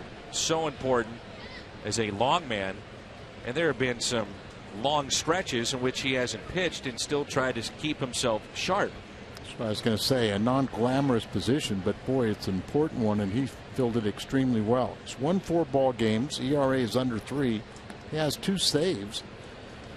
And as you said, he's been able to keep himself sharp when he has long layoffs, and he's the kind of the first one out as a long reliever, because Milwaukee had all the left-handed bats in there. That spot fell to Lyons tonight, but other times, you know, he'd be in those extra inning games was the last resort.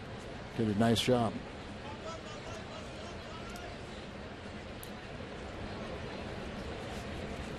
Here's a 3-2 pitch to Segura. The expanded rosters, you may not see Adams in the other 5 months pinch hit in that spot. Lyons was throwing the ball well. You need innings out of a 25-man roster, but in this case, you can take that chance. Makes total sense. You know, you could go out there, and anytime you have a scoring opportunity, you have to go for it. 3-2 again, and a leadoff walk. Cardinal fans, did you know the StubHub app is personalized just for you? Now with the StubHub app, you can select your favorite teams, artists, and discover new ones too. Start at StubHub and let the fun find you. StubHub, the official fan-to-fan ticket marketplace of the St. Louis Cardinals. Tying run comes to the plate in Sardinius. Cardinals have turned a double play. The mental lapse of Chris Davis. And here's a double play here. Glove by Peralta, takes it himself, double play.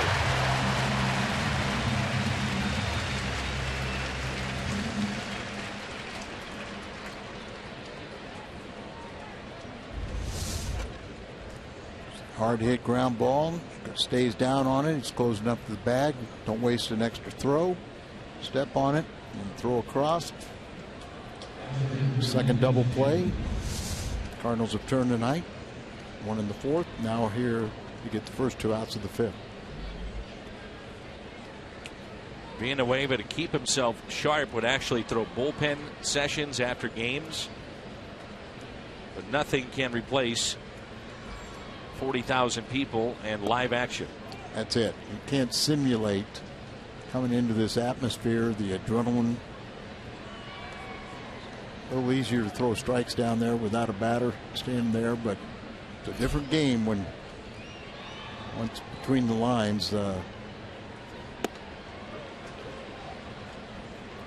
wonder if Ashley's wife had a tough time remembering how to spell her last name. Go ahead. Well, I'm going to test you. I'm going to see how good you are. What do you think his wife's name is? Ashley. So you think it's Ashley? I do. You're right. Ashley.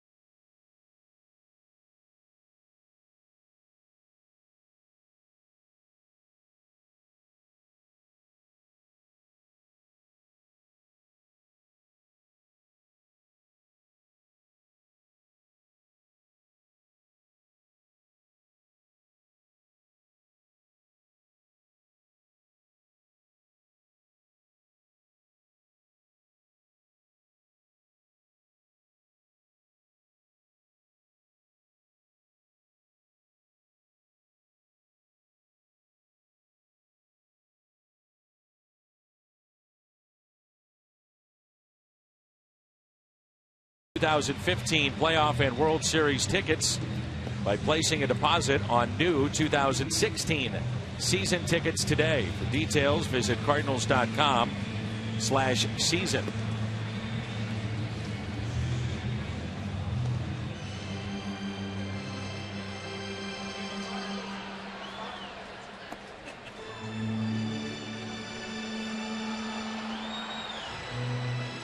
Mike Caruso has been with the St. Louis Blues in their front office for a number of years. You just saw him pictured.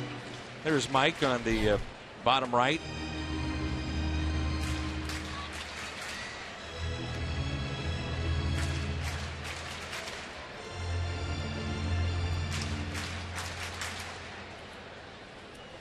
Top of the lineup, it'll be Carpenter, Pham, and Holiday.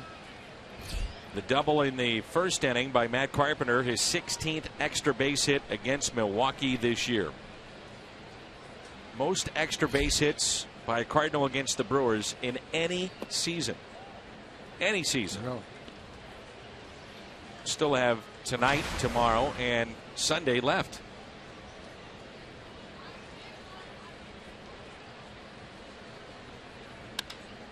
And Carpenter lifts a fly ball into left field. One out.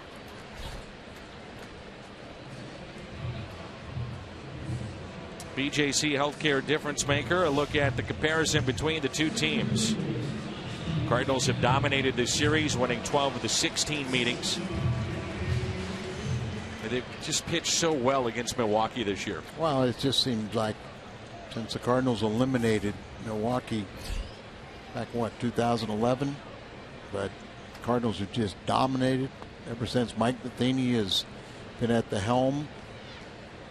There's been no contest. The Cardinals win in Milwaukee. They win here. And, of course, Milwaukee, we have to thank them because we're still in this tight pennant race, or, division race, because Milwaukee just took care of business against the Pirates. I'm sure there's some Pirate fans saying, oh, it's unfair. We're playing Milwaukee and Cincinnati. Well, if the Pirates would have taken care of business in the Central Division, we'd be chasing them. They're in 8 games under 500 in the Central Division, the Pittsburgh Pirates. Tommy Pham, a tough night, over 2 with a pair of strikeouts. Outfield is deep, straight away.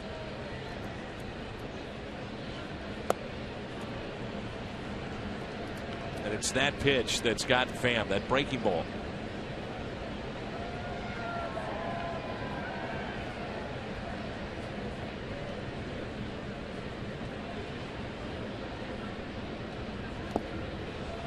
Got him again to chase, and Pham strikes out for the 3rd time.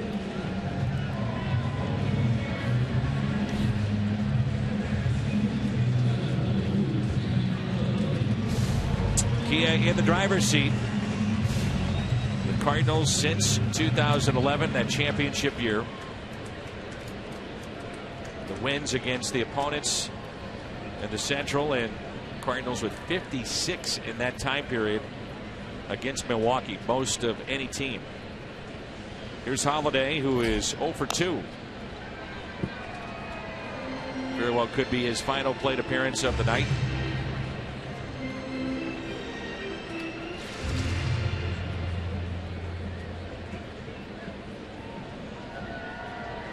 The question right now for the Cardinals, can you afford to play Holiday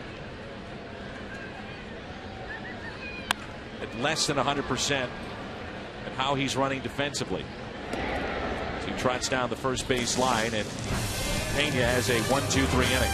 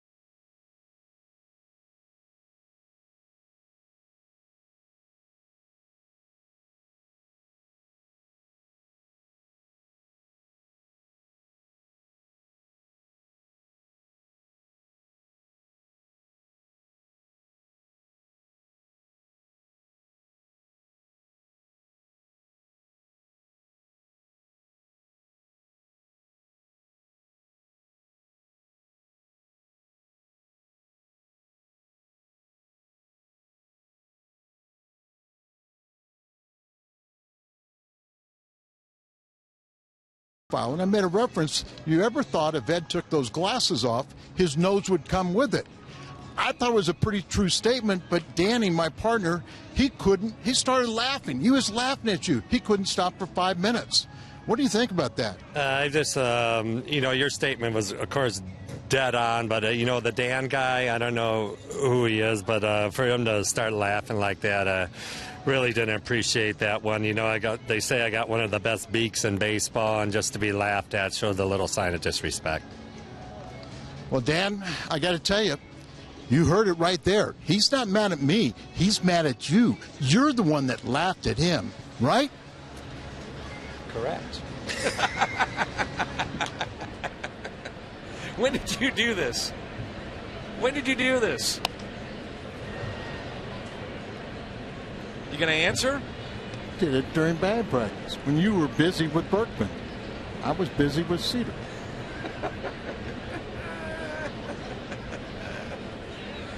Yeah, I'm more than happy to be disrespectful. Boy, and he's right. Really that is one of the great. You laughed at him? Yeah. When he found that? Now, let's set this up properly, because for fans that don't know, we were in Milwaukee. We had a shot of Ed Cedar, and you said if he took his glasses off, the nose would come with it. I thought that might be a little bit over the line. I don't know. I'm just saying. And sure enough, it was a fairly funny statement, I felt at the time. And there's a good look at that profile pic. And we had a little fun. Now, Ed is a good guy. Yes, very much so. So how did you set this thing up? Did you tell him the story and he was okay? And of course. What happened?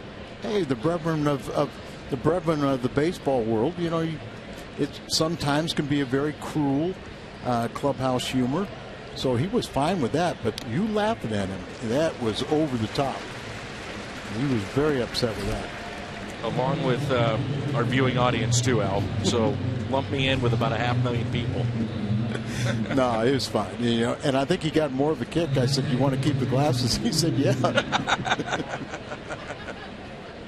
I didn't think he needed it, but he wanted to keep it. Talked to Ed a number of times, and he is a classy man. Very nice man.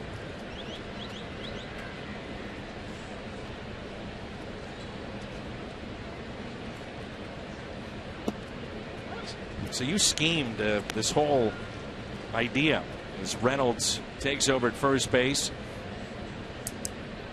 Holiday is out, and Stephen Piscotty moves from first to left. Well, remember when it was said in Milwaukee, you thought that Ed was going to be very upset with you. And I said, no way. We're friends. We talk to him all the time and everything else. Well, then you brought it up again last night. Like, oh, he's looking for you. He's going to get you. And so. I don't remember saying any of that, but go ahead. You did. You brought it up again. So I said, okay, that's it. I'll see if we can have a little fun with it. Mm-hmm. And I hope you appreciate it. Funny.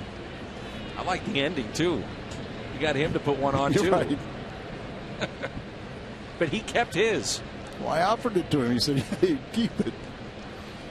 Mine's available for sale. It'll be on eBay real quickly.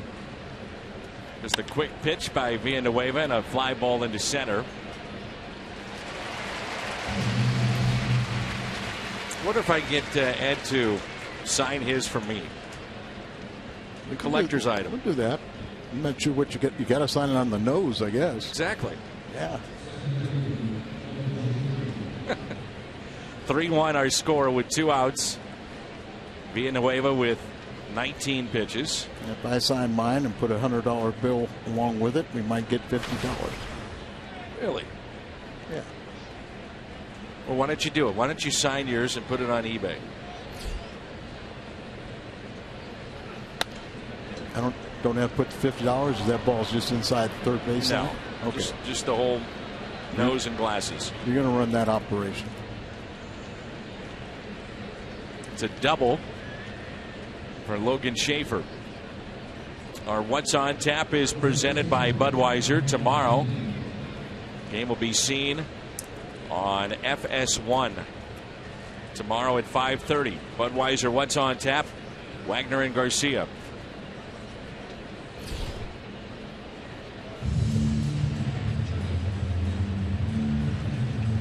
Randy Choate coming on.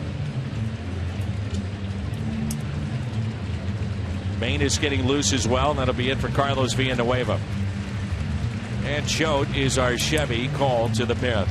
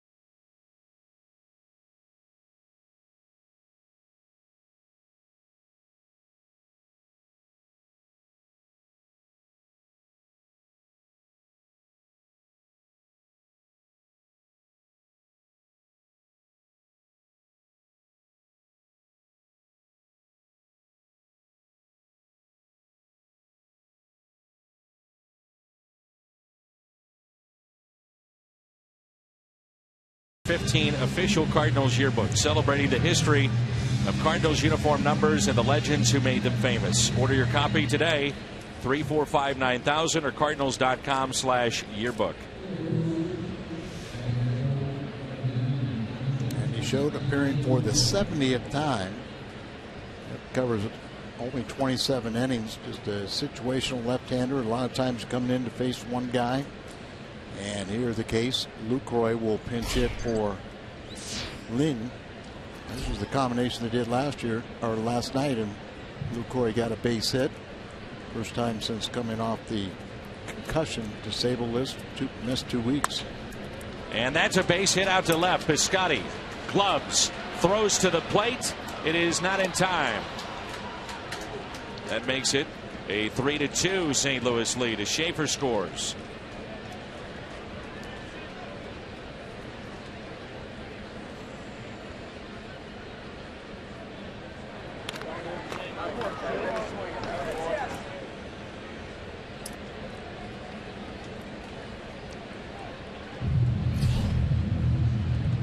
Third time in 7 appearances in September, which Choate came in and failed to record an out.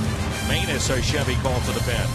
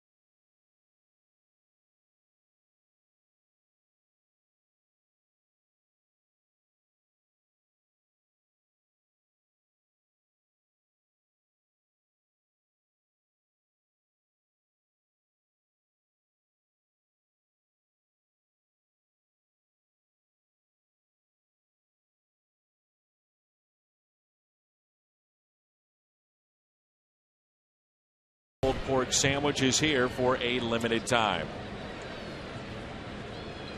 Seth Maness into the game. 73rd appearance. That's now 3 Cardinal relievers over 70 appearances. Showed 70. This is the 73rd for Maness, and then Seagrass at 76.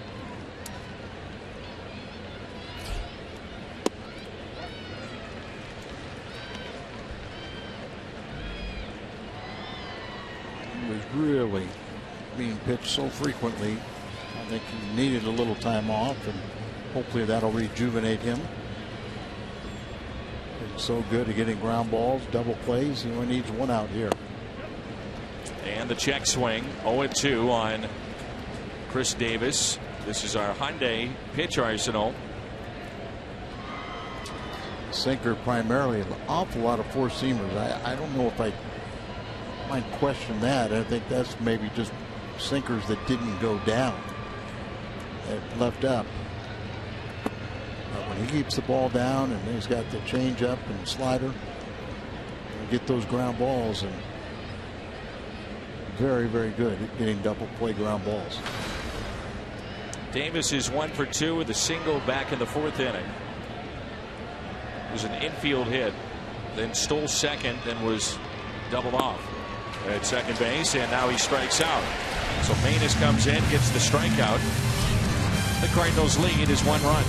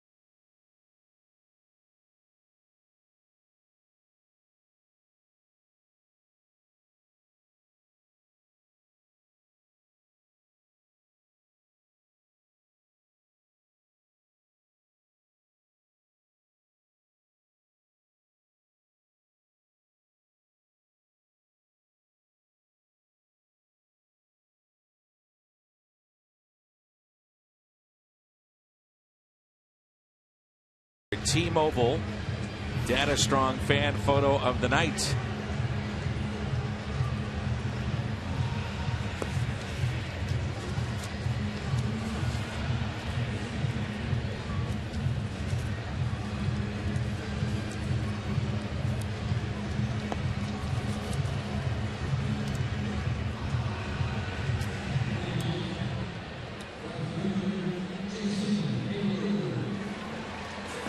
Rated 2 in the bottom of the 6th here in St. Louis.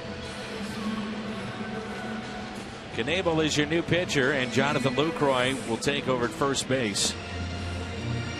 Pretty easy move for Craig Counsell with Choate coming in to counter with a right-hander, and the move did pay off.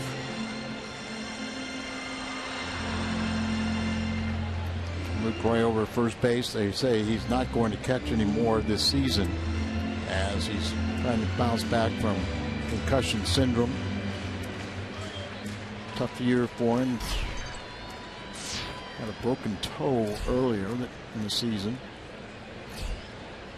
Jason Hayward, first pitch to him is a strike.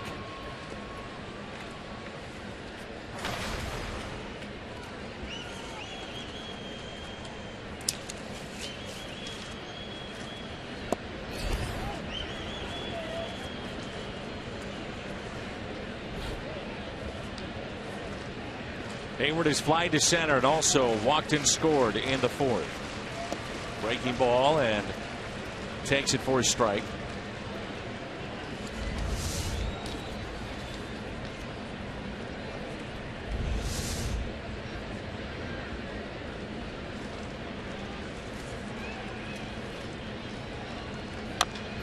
One, two is a little tapper.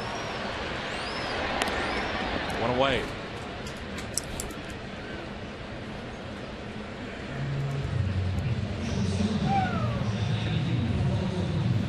High atop Busch Stadium, that view. Is that our buddy Phil Nichols with the camera all the way up there? Starts out on the field, literally, and now the top section of the ballpark.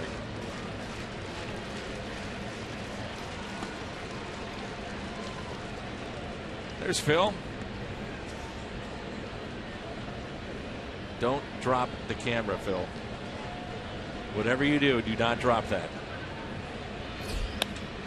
Johnny Peralta, it's another base hit. 3 for 3 tonight. He is now 7 for his last 10 against Milwaukee here at home. He came in with a .340 average in his career against Milwaukee. Added to that. 3 base hits. Pretty swing and fall through. Let's hope he is going strong there. The final push to postseason.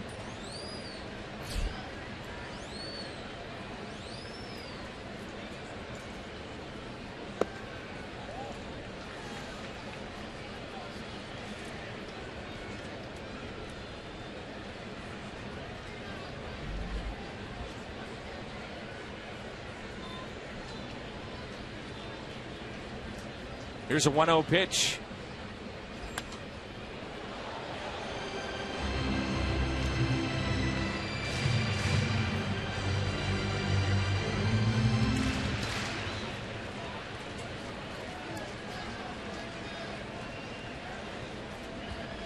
Pitchers duel in Miami tonight.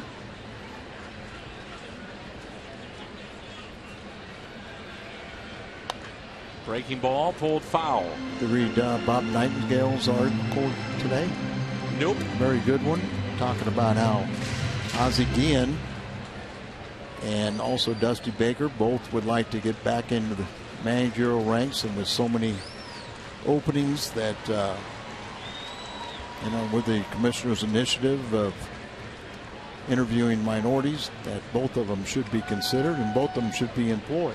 But it also mentioned that when they replaced Redmond with the Marlins, that they did contact Ozzie and asked him if he'd come back. This is the final year of his contract. And he said, not only would I come back, I'd come back for free. They're paying him anyway. But he says he misses the game. He's matured. He'd like another opportunity. Did not endear himself to the fans. No. After his statements of Cubans and Fidel Castro, and that ballpark is in Little Havana, Miami. That is a very touchy situation down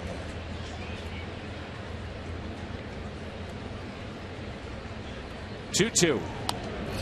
And Dusty, had a mild stroke, but he feels that, he's got the doctors okay and everything else like this, that people worrying about his health is not something to be concerned with. He has taken care of it, and it's no longer a problem.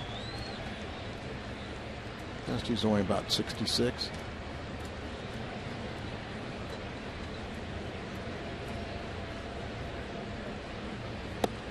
And a strikeout of Piscotty, couldn't pull the trigger.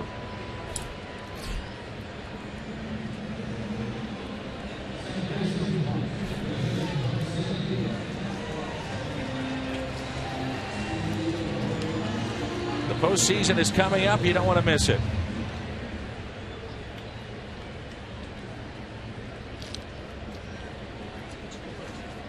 The odds makers made the Cardinals a 6-1 favorite to win the World Series. 2 outs, and Greg Garcia at the plate.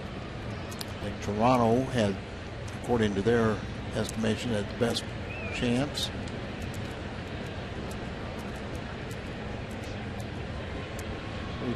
Might have been Kansas City, and then I think it was the Cardinals.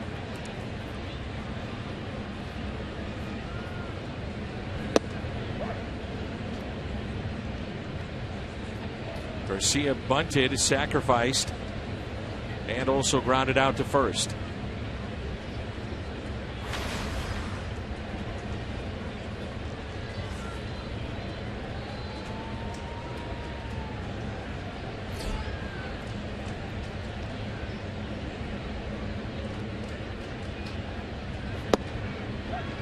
To the count.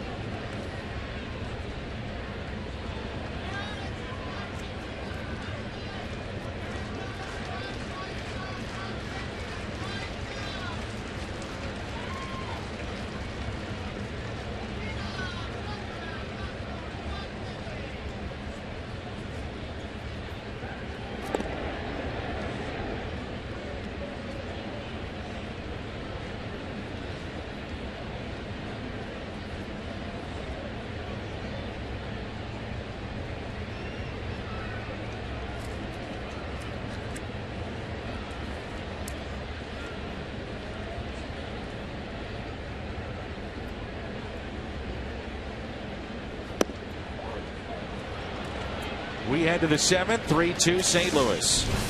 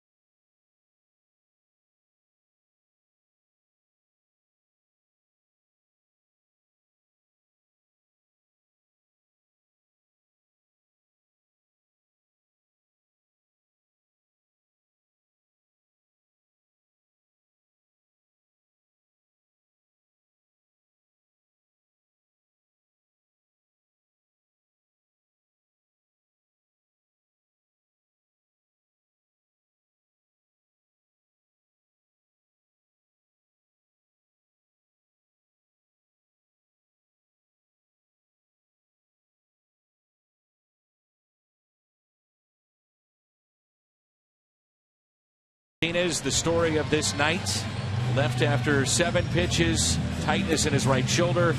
Matt Carpenter's 2 for 3 with a double and an RBI. That's your Mazda game summary. Jonathan Broxton is your new pitcher. A Chevy call to the pen, his 64th appearance. The 4.68 ERA. It's been much better though here in St. Louis. And Danny's this is his 24th appearance in St. Louis. He has 2 wins, 3 losses, a 2.57 ERA in St. Louis. Opponents are batting .227 against him. And he started the season with Milwaukee, and Milwaukee will say the reason they got off to a poor start, a lot of it had to do with the ineffectiveness of Broxton, but he's pitched much better here with St. Louis.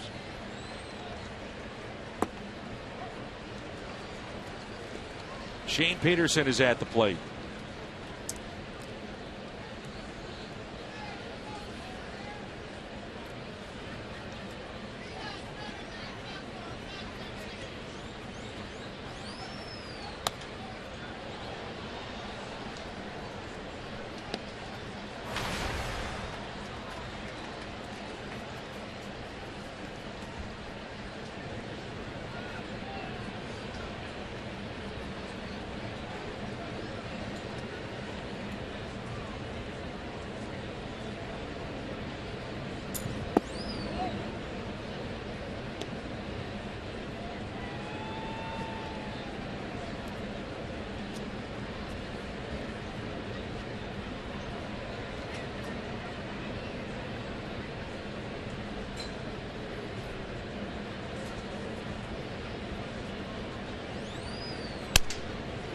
Broken bat that stays fair. Reynolds will take it for the out.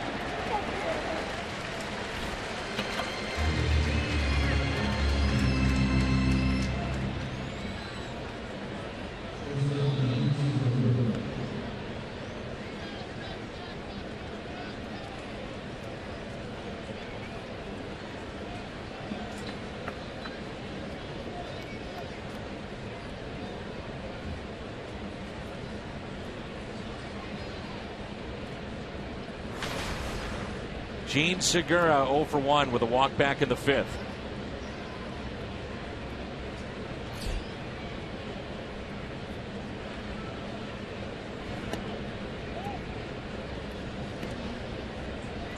Segura's always had pretty good success against the Cardinals. About a .290 hitter.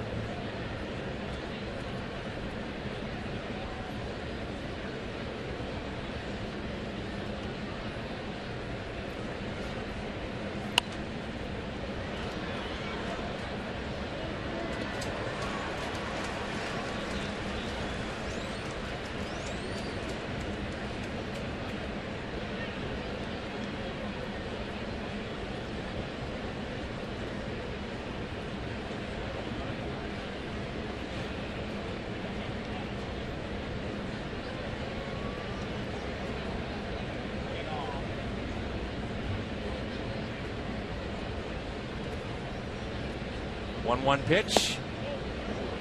Nearly hit him. Segura tonight is struck out and walked his last time up against Villanueva. Almost dives into this pitch running in on him. Somehow gets out of the way. See if he doesn't get him with a slider away now. Little chopper to short, tough play, and off the glove of Peralta and into left field. Segura was going to stop it first, now on his way to second. Hit the glove, and that slowed it up just enough in shallow left for Segura to take the bag at second. Peralta felt like the only way he could get him was to backhand it and kind of throw all in one motion. Came up on him, got a little bit on the little finger of the glove, and that's, as you said, slowed it up enough to where he could get the double out of it.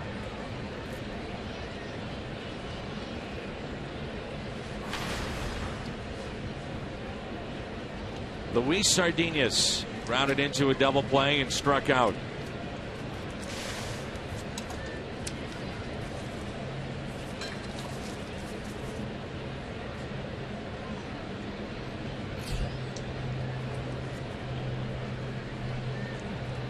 Grounded into a double play back in the 5th and is also struck out.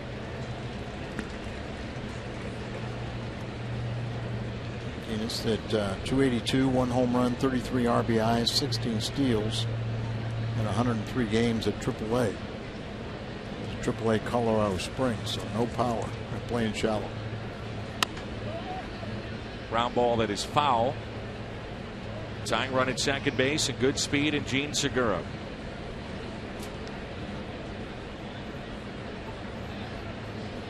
Seager is thrown in the Cardinal bullpen.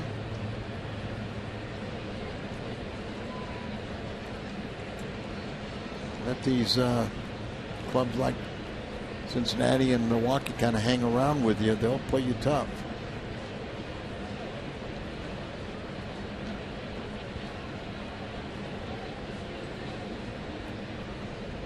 The 0-2. Foul.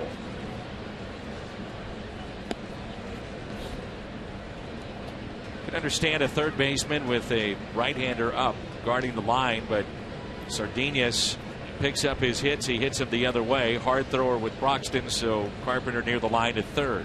And so is Piscotty out in left field. And yet you look at the first baseman.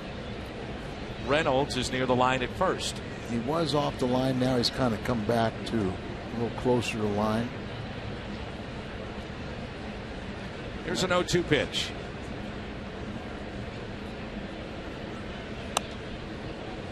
A lot of hitting holes too, because Peralta's got to play up the middle. He's got to kind of shadow the runner at second base, keep him close to the bag, so hopefully he couldn't score on a base hit to the outfield. He could slap the ball through the left side, and Peralta up the middle and Carpenter guarding the line. A lot of hitting room that way.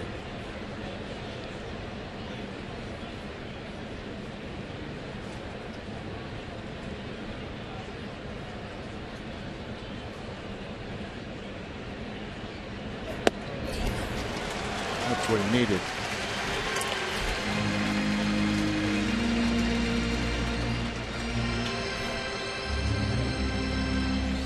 So 2 outs, and our DraftKings players to watch. Opponent average with runners in scoring position. Arrieta the best at 174. Then Carlos Martinez, who only lasted 7 pitches tonight. James Shields and A.J. Burnett. Martinez back in the first inning. If you've just joined us, 7 pitches, and you'll see the discomfort there. Shoulder tightness is what the Cardinals are saying, and hope to find out more in the postgame show. Domingo Santana with 2 outs and a runner at second base.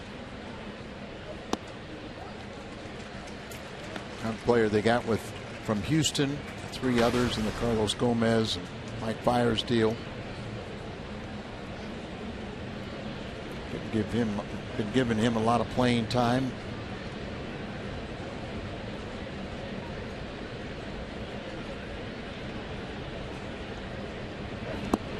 One ball, 1 strike.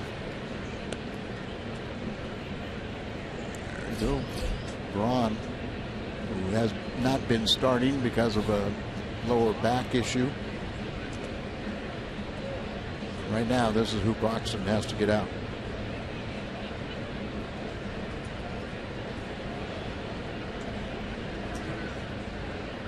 The 1-1 just missed. Tano was a left corner outfielder, left and right field in the minor leagues, but with Gomez being traded and Braun and Chris Davis, the corner outfielders here, they've been trying to see if he can play center field.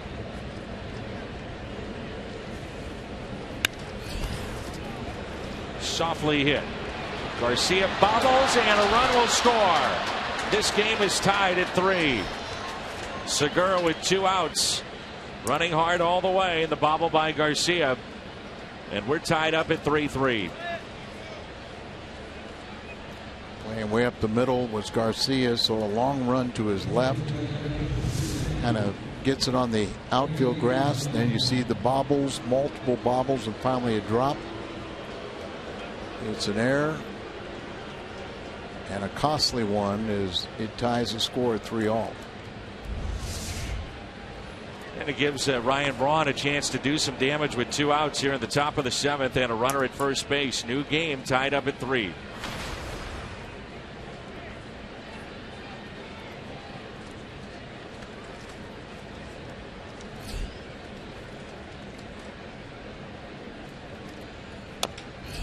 Strike 1.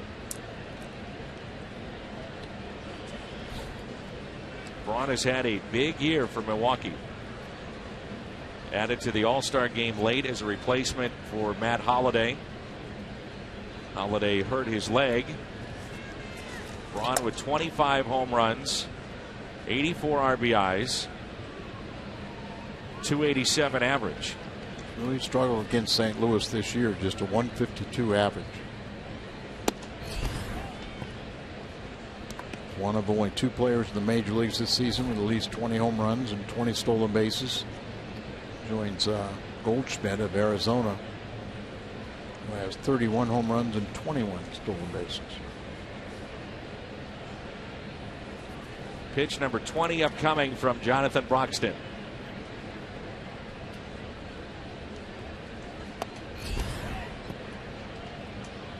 Be careful here on 2-1.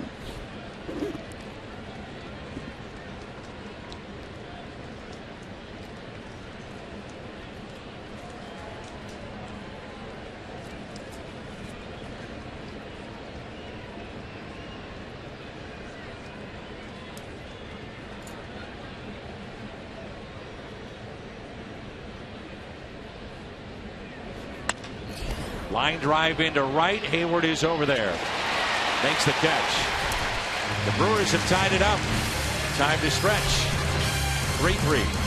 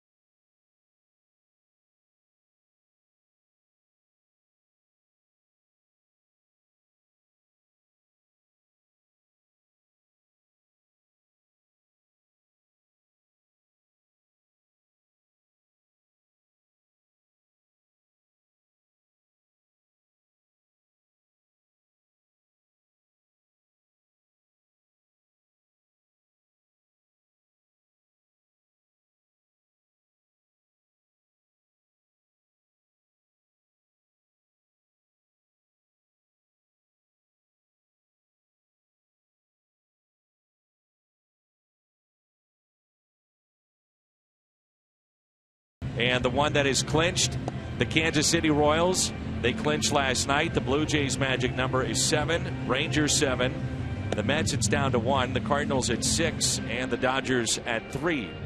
That's a look at the magic numbers for the division leaders currently in baseball.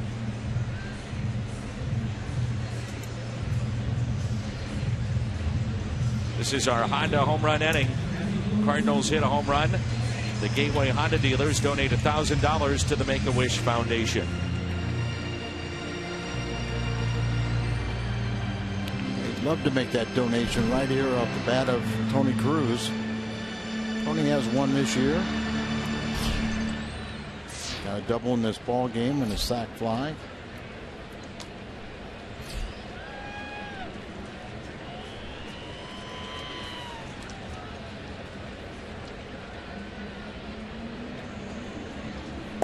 And the first pitch is a strike. Jeffress is into the game, a hard-throwing right-hander. Jeremy Jeffress in our Chevrolet called to the pen.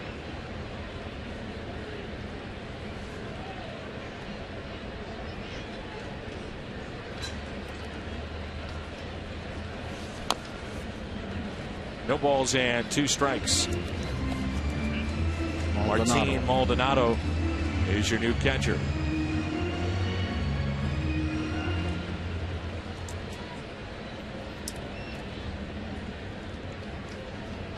Jeffress has kind of been their lucky charm. It's 5-0 on the year.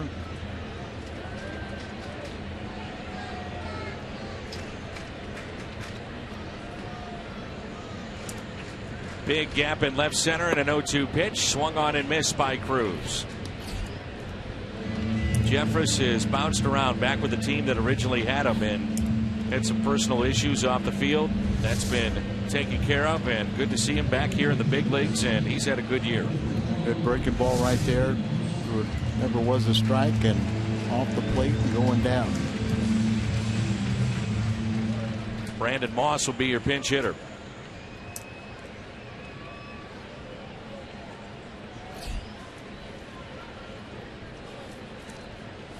One out and nobody on.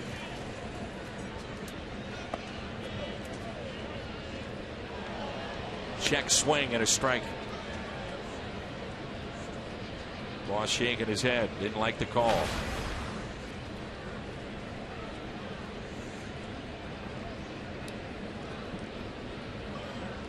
Jeffress has a 2.57 ERA overall, but very good. Last 21 outings, ERA is under 1.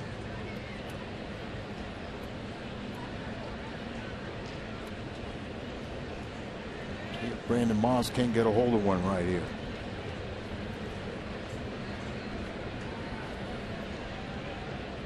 The 1-1. Moss is 1 for 7 as a Cardinal pinch hitter, 1 for 10 overall this year, split time with St. Louis and Cleveland. At the time of the trade, he was leading the Indians in home runs and RBIs. He had 15 home runs, 50 RBIs.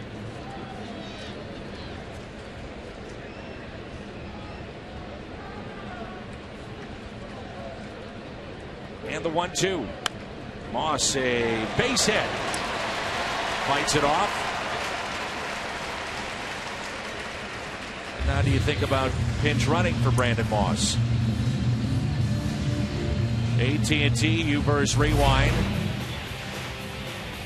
And we'll take a look at the night of Matt Carpenter. 41st double. He was just getting started. Carpenter delivered again with that base hit. That scored a run. Now up to 82 RBIs, and we do have a pinch runner, so Pete Kozma will be your runner after the Moss base hit. Another aspect of expanded rosters doing this.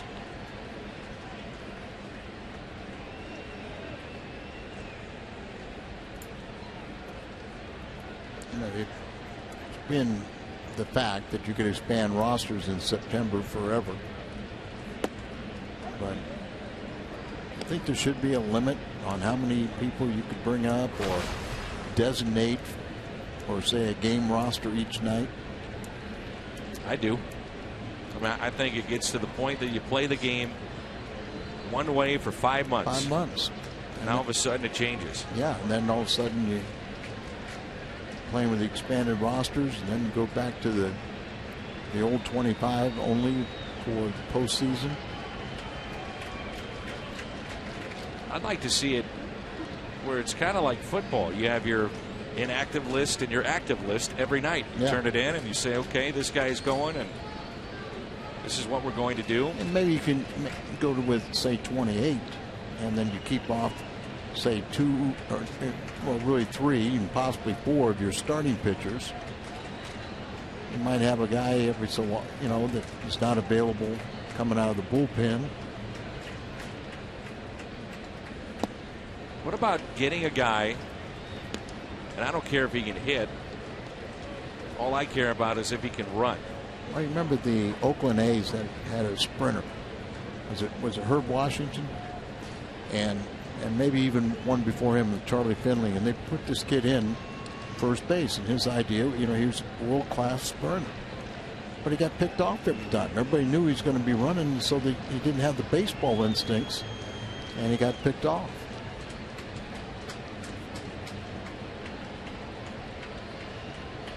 Oh, 0-2 the count on Carpenter. And Jeffress went right at him and strikes him out on 3 pitches.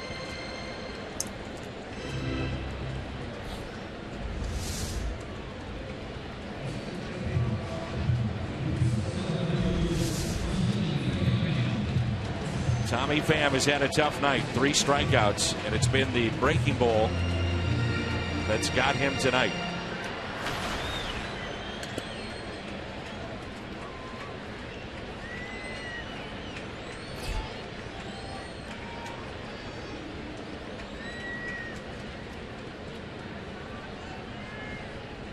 Six-game hitting streak is on the line.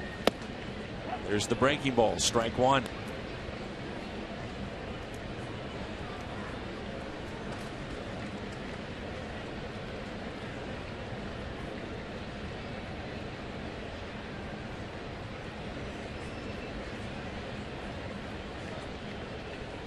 One pitch inside to Pham.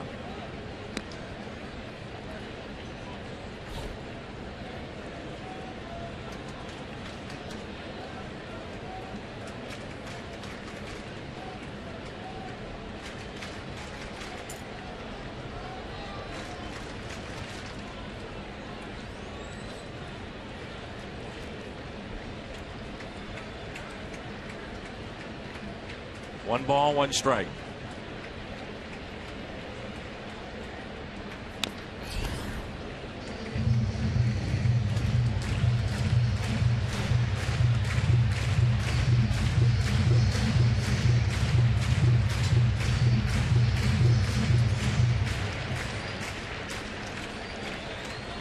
Pham, you're probably thinking, going to see that slider from Jeffress.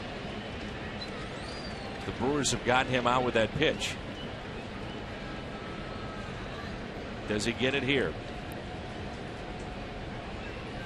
He does, and he strikes out. Pham strikes out for the 4th time. We head to the 8th. We're tied. It's 3-3.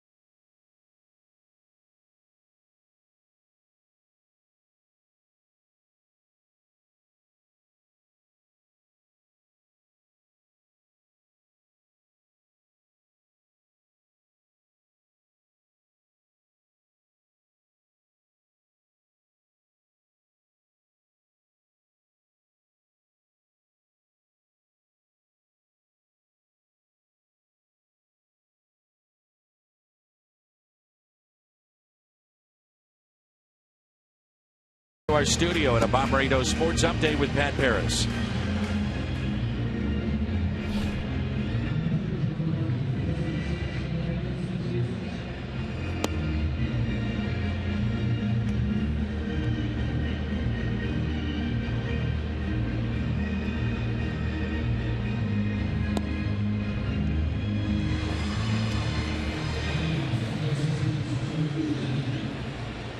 Chevy call to the pen takes us to Kevin Segrist.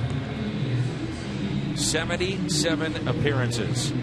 Outstanding year for Kevin. 7-1 on the season. See the good ERA, 2.20. Opponent's batting just right at 2.04.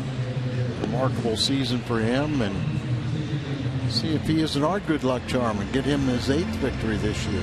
And then we can have Rosenthal close it out and pick up a historic 48 save. That'd be the most ever by a Cardinal reliever. We've got a minute here, Danny. I want to wish big happy congratulations wishes to big Cardinal fans, Allie Gable and Jesse Appleton and their families. Allie and Jesse are getting married tomorrow in Phoenix, and they're having their rehearsal dinner right now, paying attention to you and your play-by-play of a Cardinal victory.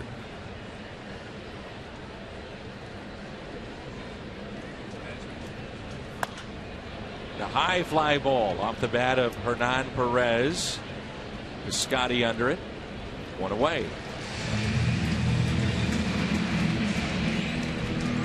One of the things about Segrist is he doesn't have efficient innings. That's the one thing they'd like to get him to do, but he's thrown more pitches than any other reliever.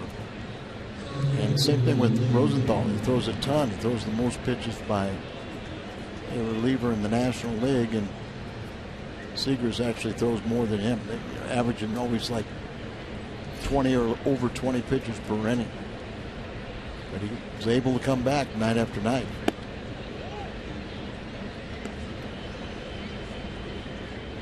Logan Schaefer.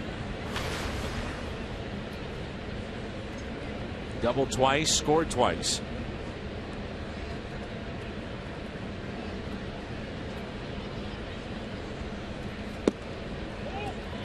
Two balls and no strikes. That may have been one of those pitches that you don't get the call because of where Cruz had set up, had to reach for it. Looked to be over the middle of the plate. The 2-0. In the air, center field. Tommy Pham for out number 2. Fox Saturday Baseball is tomorrow with the Pirates and the Cubs. And then on FS1, it's the Cardinals and the Brewers. Pirates and Cubs, 11:30, Fox Channel 2, locally here in St. Louis. FS1, Brewers and Cardinals at 5:30. Brings in the first baseman, Jonathan Lucroy, with a key hit in this game. Pinch hit, single, and RBI. And maybe it's going to be one of these real efficient innings for Segrist. Only 4 pitches to get the first 2 outs.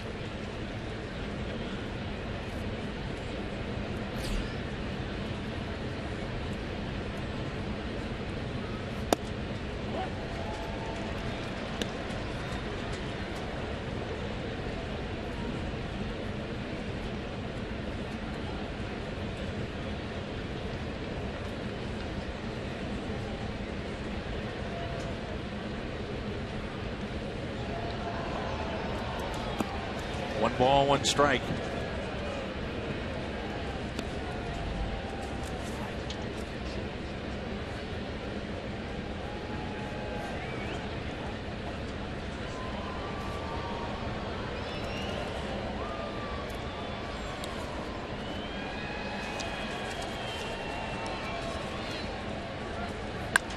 And the 1-1 is hit in the air. Long way to go for Hayward. Foul territory, and he puts it away. 3-3 as we head to the bottom of the 8th.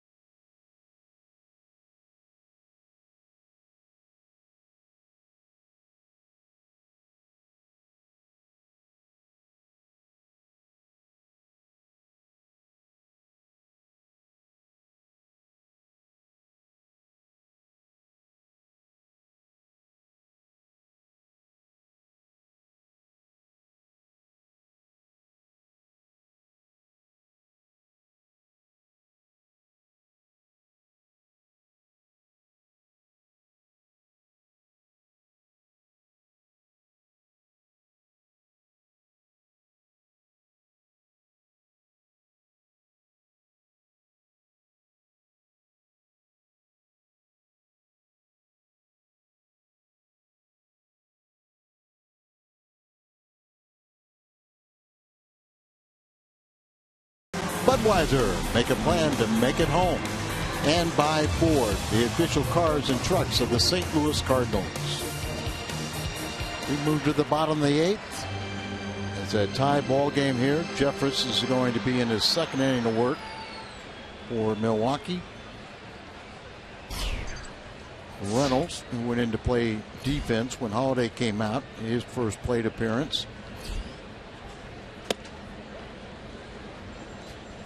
Mark's string of 20 home runs or more, 7 consecutive years, more than likely is going to come to an end, but he chose to come to St. Louis because he wanted to be on a winner. I think he made a good choice. 0-1 pitch. So the 2nd inning of work for Jeffress. 1 ball, 1 strike on Mark Reynolds.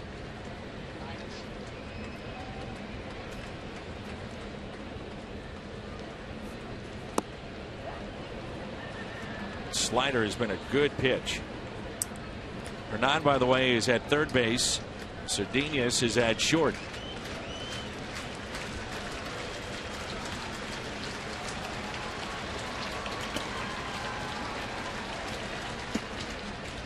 Two and two. Reynolds 0 for 5 when facing Jeffress.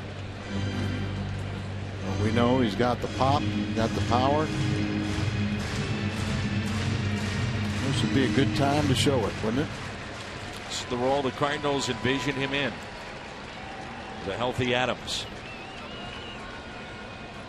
2-2. It looks like it would be his role in postseason. You'd have to say right now the plan would be for Piscotty to play first base if it's not Matt Adams, and so Reynolds would be coming off the bench. Put a little fear in the opposition. They know what he can do. So you get a slider on 3-2. Got the fastball at 94. If Reynolds would reach, Cardinals certainly could go to Peter Borges as a pinch runner. The move that paid off the other night. Mike Matheny inserted Borges as a pinch runner. Ball was hit in the gap and he scored.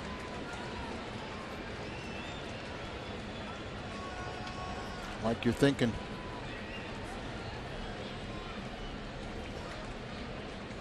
(3-2), and it's a leadoff walk to start the bottom of the 8th.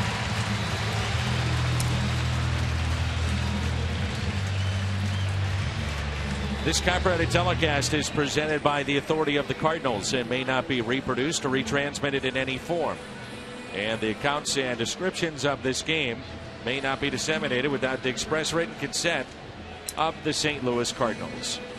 Will Smith is in their bullpen, a lefty, with Hayward coming up. It looks like it'll be a double switch. So Reynolds does reach first base. Walks late innings can kill you. Looks like Will Smith will come in. There's the lefty.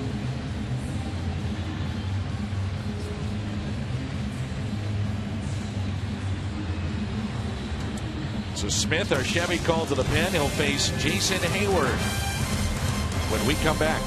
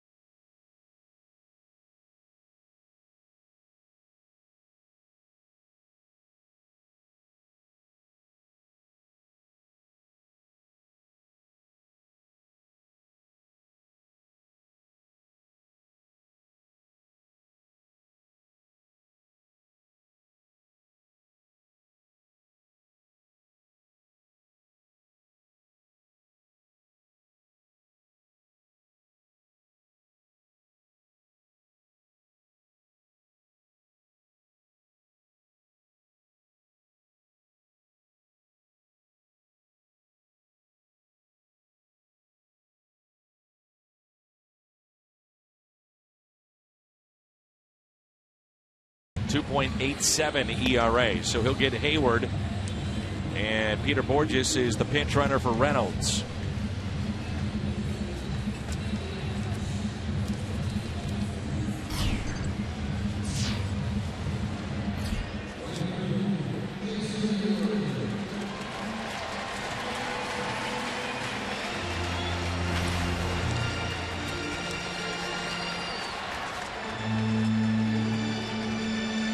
Hayward 1 for 6 off of Will Smith.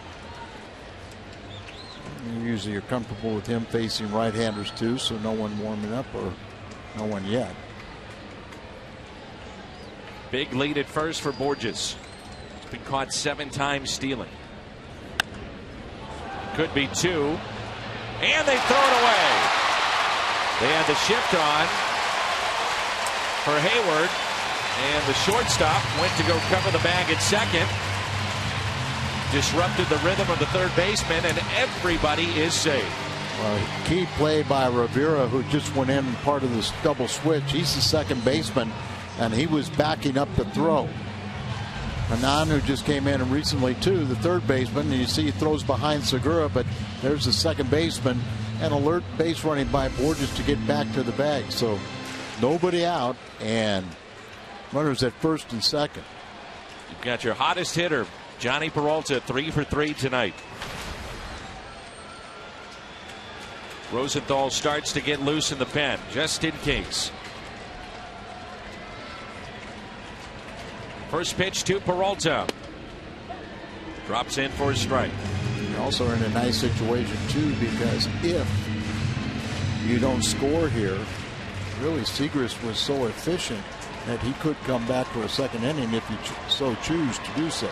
Interesting, they did not go to a right-hander here. The Cardinals have already used Adams and Moss. Well, like I said, they like him facing righties too. It's Stephen Piscotty and then Garcia coming up. 1 ball, 1 strike.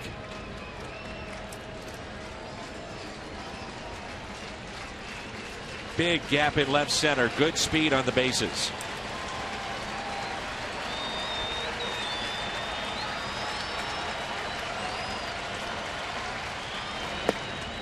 Of concern for the Cardinals, Peralta and the potential of a ground ball double play. He's hit into 22 of those this year. That's tied for first in the National League. It's 1 for 3 off of Smith.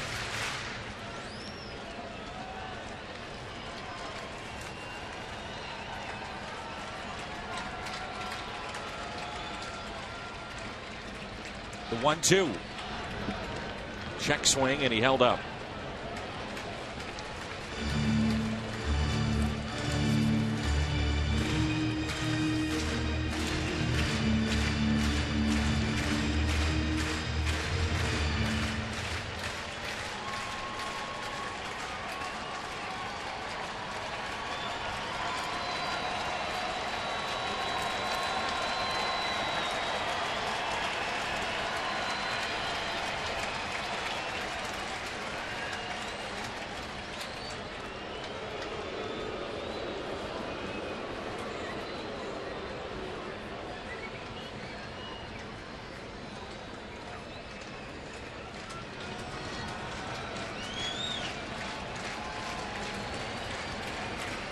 The 2-2 to Johnny Peralta.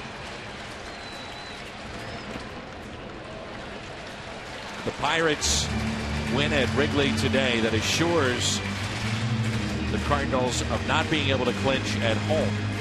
Magic number at 6 could be reduced to 5 with a win tonight.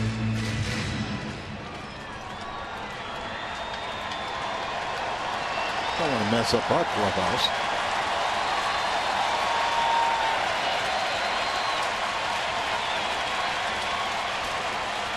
Three-two, runners go. Swung on and missed, and it's a double play.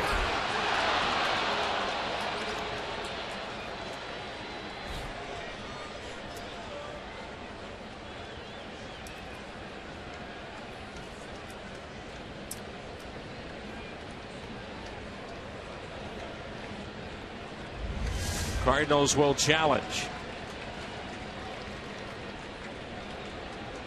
Throw beat him, but I'm not sure he tagged him.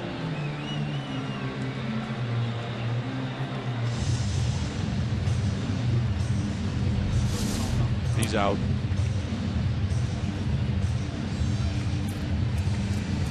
Interesting to see the Cardinals start the runners. If indeed he is out, Peter Borges has 5 steals and 8 caught stealings.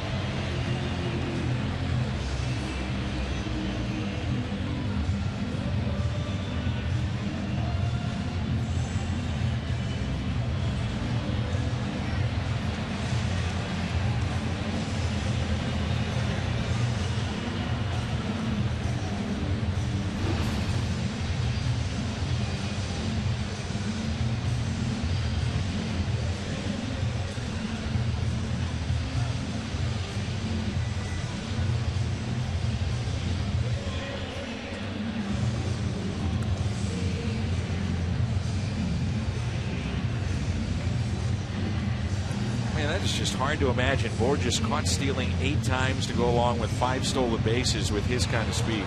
Double play.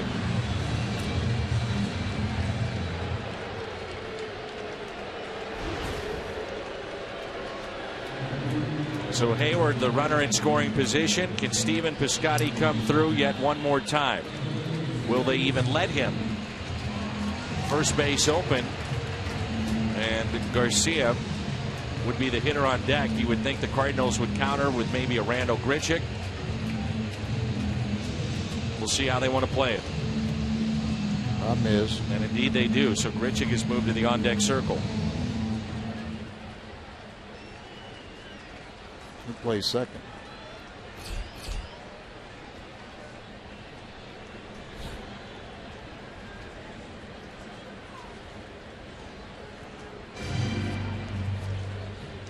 What you could do is shift Carpenter to second base.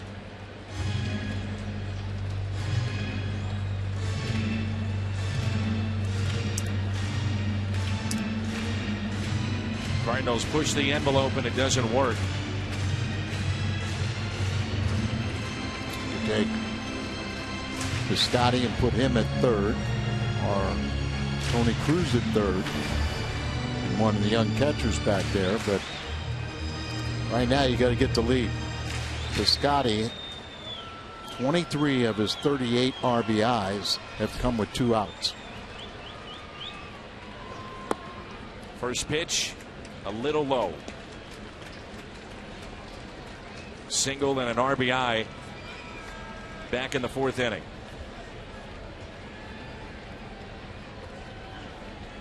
Hayward, your runner at second base. And a 1-0 pitch to Piscotty. Smith may have gotten away with that pitch.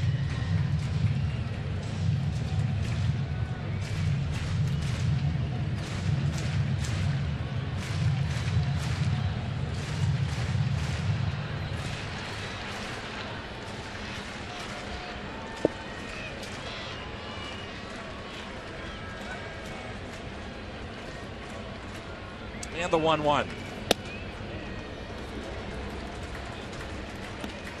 Didn't get the call low and doesn't get that one, which was a tad bit high, I guess. Gone either way, but the 2-1 pitch to Piscotty.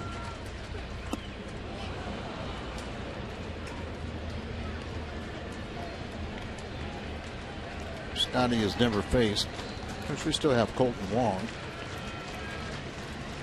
in this game because we have to find a first baseman and second baseman.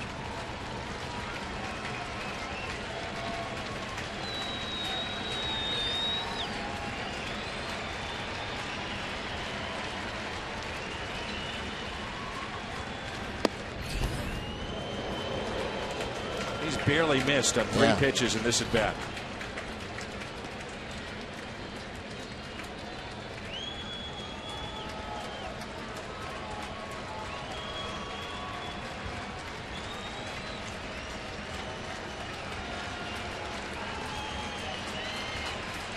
Three-2 pitch to Stephen Piscotty.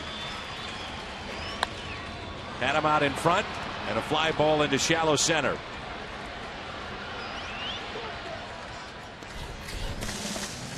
3-3 as we head to the 9th.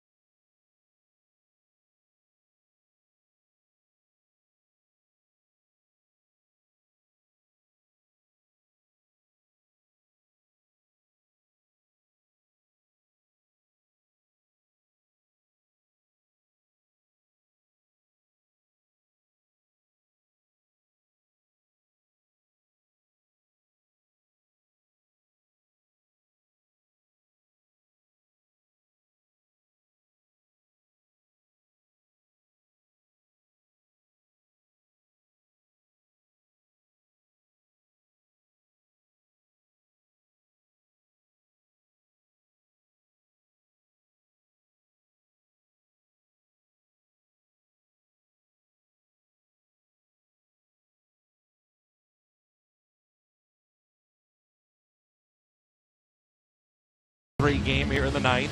So Chevy called to the pen. 66th appearance. He's had a tremendous season. Next save for him, he'll set the single season all-time record in Cardinals history with saves. Peter Borges stays in the game to play center field. Van moves to left field. Piscotty comes in from left to play first. I was thinking Garcia was out of this game. I was thinking that. That's why I was.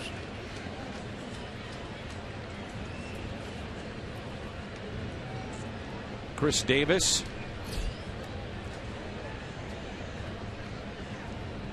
And the first pitch by Rosenthal is taken for a ball.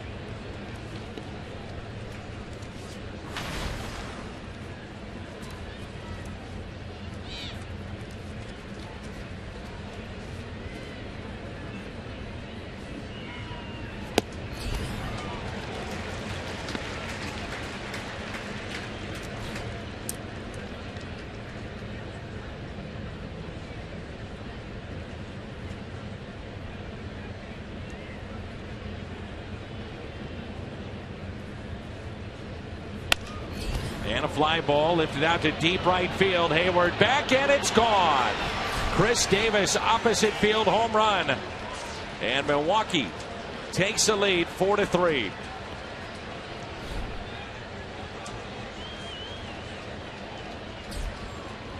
'24th home run of the year. Mentioned he's got back-to-back 20-plus home run seasons. How costly is that one going to be? Chris Davis, remember, forgot how many outs there were earlier in the contest. Was part of a double play, and he atones for it in a big way. Home run, opposite field. Brewers on top 4-3. It's only the second home run allowed this year by Rosenthal. The other one was a game winner in Pittsburgh right before the All-Star break, where McCutchen hit one. 2-0 the count on Shane Peterson. Cardinals had runners at first and second. Nobody out in the bottom of the eighth. Did not score. And the Brewers have their first lead in this game.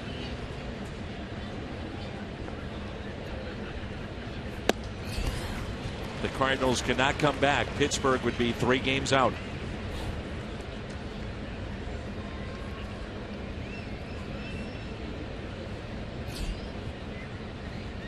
The 2-2.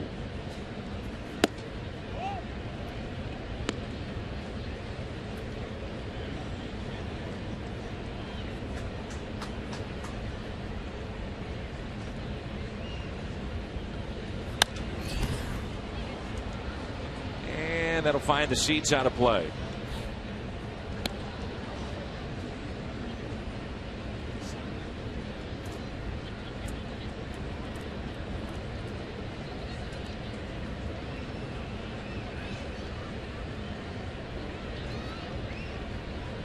Three-two pitch, and that's a base hit.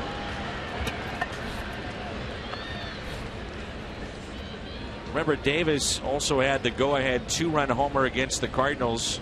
Jonathan Broxton back on August 9th in Milwaukee, and he's put the Brewers on top in this game. Remember, they have K-Rod down there, so they have a very capable closer to close this one out for Milwaukee. They'll keep it close. Chris Davis was 1 for 5 with 4 strikeouts against Rosenthal before the home run.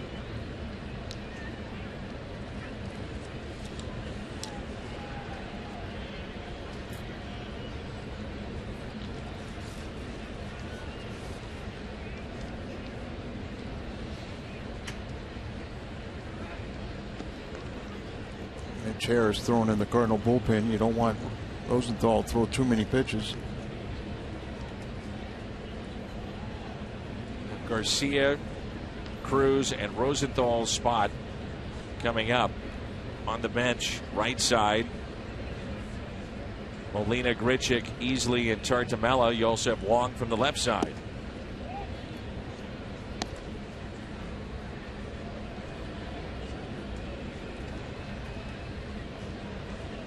Boy, Rosenthal had given up just 1 home run in 66 and 2/3 innings this year.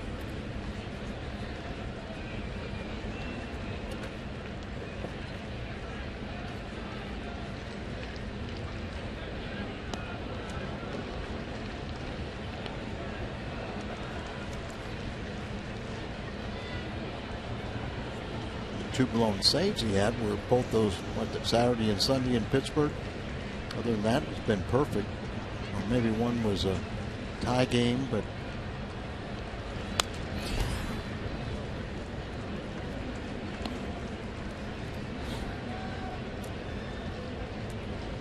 he was running on fumes then.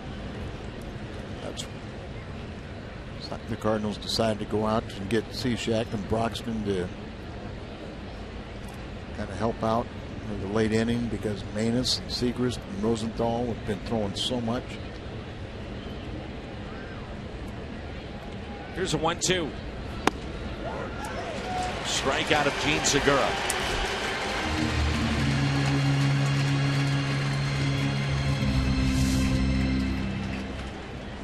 Breaking ball right there and freezes him. Don't want to make a living or habit of throwing it up there, but he was fooled by it.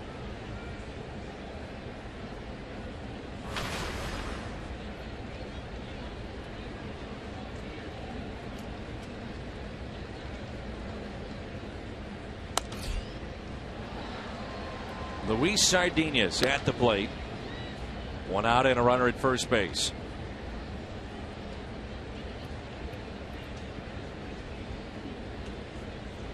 Not a very big guy, kind of lean and no power. Really just slaps at the ball. Carpenter is maybe 2 feet off the line, third base. Outfield is very shallow.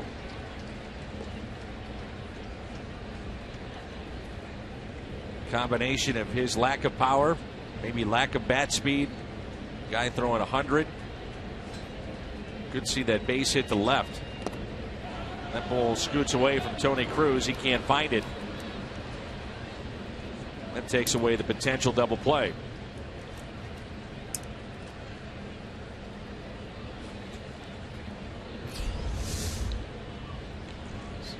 Right there at the side of the plate. Right backhanded. Gets away from him. Carpenter wanted to go at it, but he couldn't vacate third base.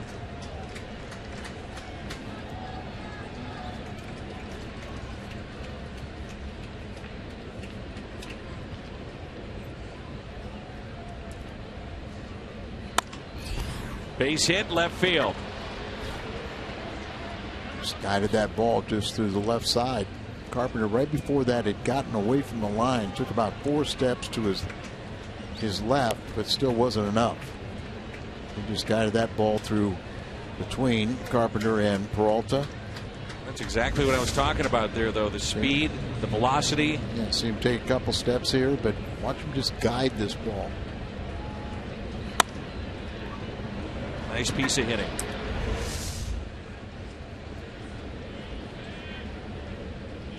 Mitch Harris is up and throwing in the pen. Runners at the corners.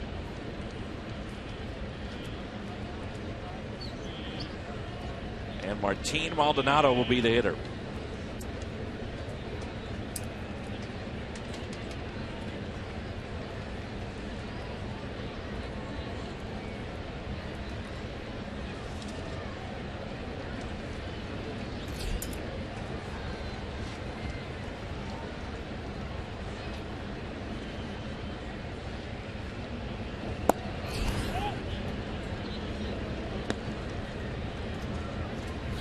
This late in the season, too, you see your closer not only having issues in this inning, but you also think about the potential of tomorrow and a save opportunity.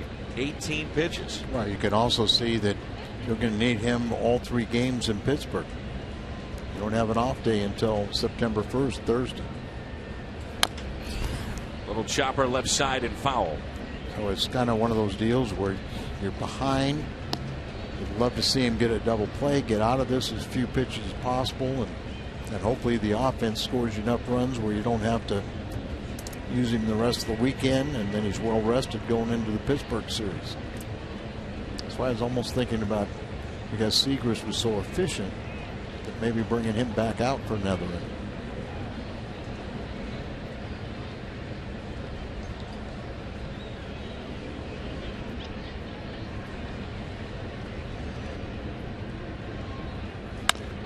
Ground ball and a double play ball. Peralta had to back up. Nice turn. Milwaukee takes a lead 4-3. We head to the bottom of the ninth.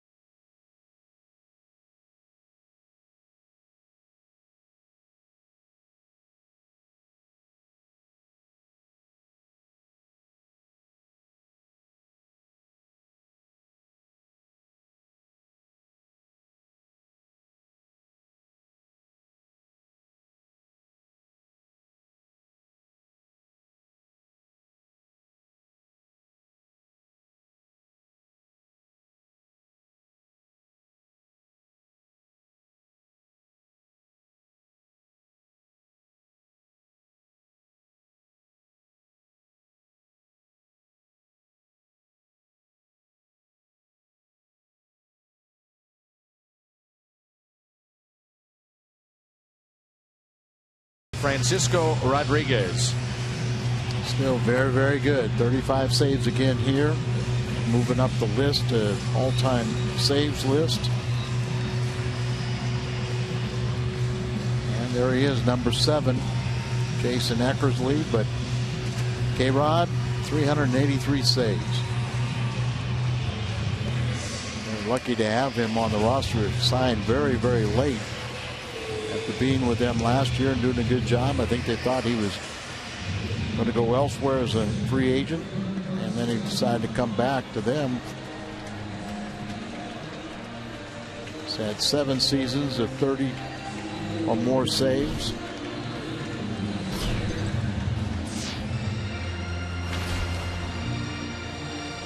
Well, we got to do it, come from behind, do it against a good one.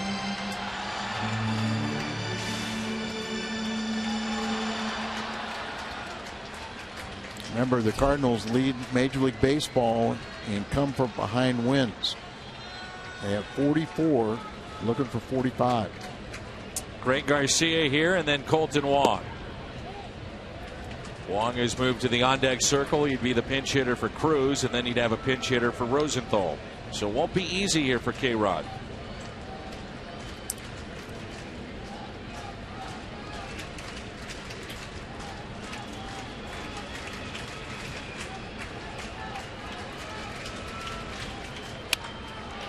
Into the right side and a base hit. Tying run is on. Winning run will come to the plate. It will not be Colton Wong. It'll be John Jay.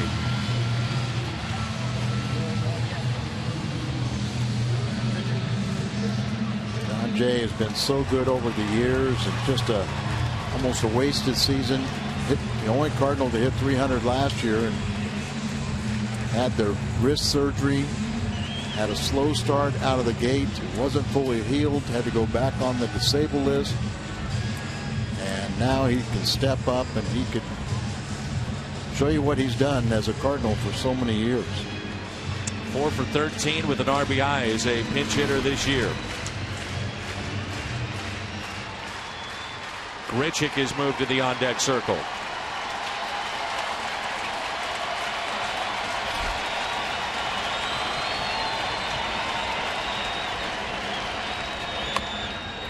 Bunting and foul.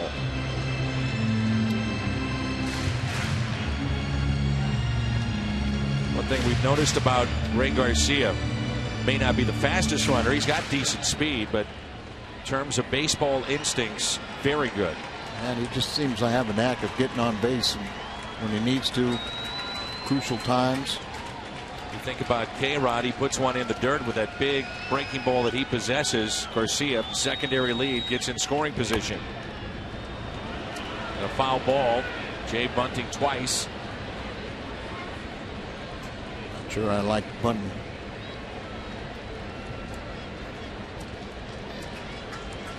You got to tie the game before you can win it, though.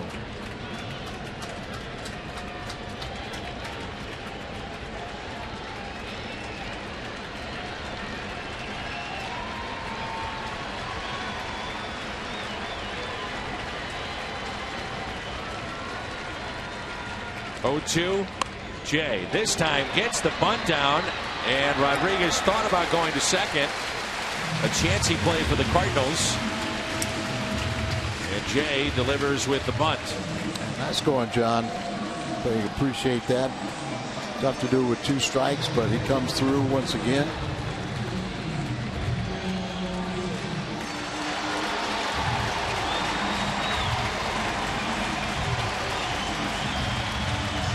(13 of 15 in save opportunities in his career against the Cardinals. Last blown save April 17th of 2010.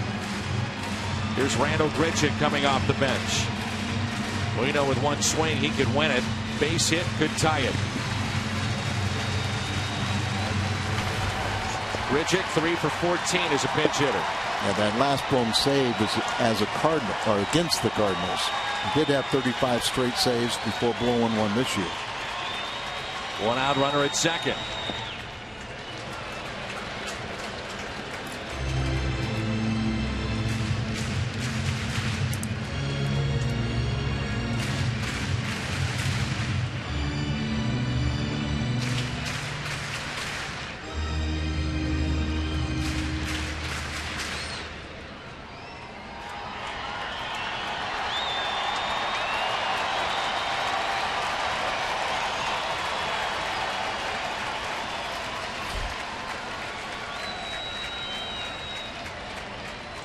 The 1-0.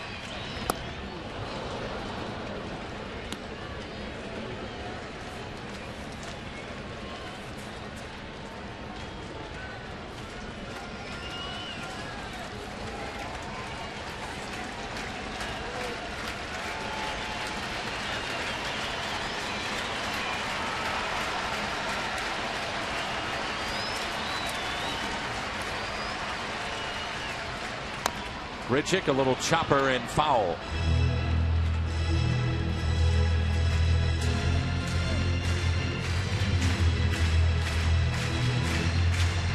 Each time you face K-Rod, it's got to be a different feeling. Not doesn't throw as hard as he once did, but still you see all that motion.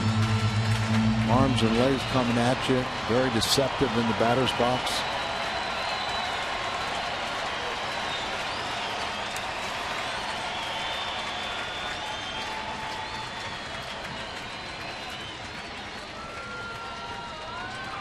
One-two pitch.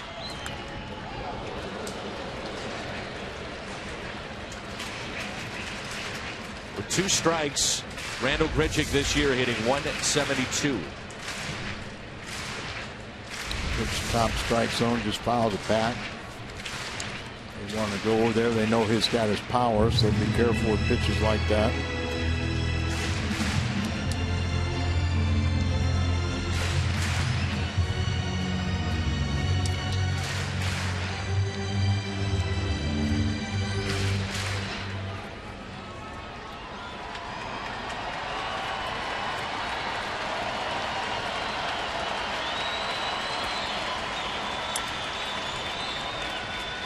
Here's a 1-2 pitch. On its way. Nice play by Maldonado. There's one you were talking about. The possibility of throwing breaking ball overthrown it, trying to wild pitch it. In this case, get him over to third. Garcia to third with just one out.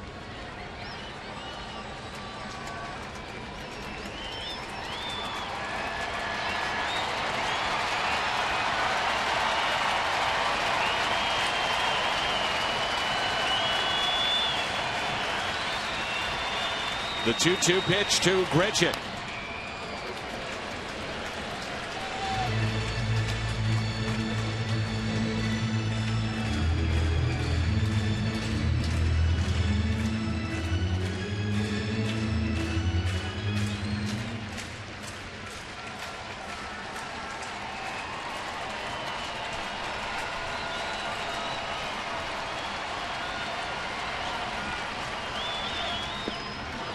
Two down.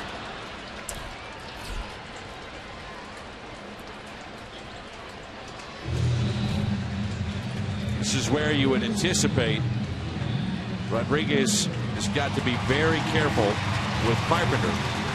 Now, Pham would be the man on deck. The Cardinals could counter with maybe a Colton Wong. Pham has had a tough night. If you get there. Sure enough, here he is. He pops to the on-deck circle. That's Colton Wong. And Matt Carpenter has a pair of base hits, stolen base, and an RBI in this game. He's 1 for 7 against Rodriguez.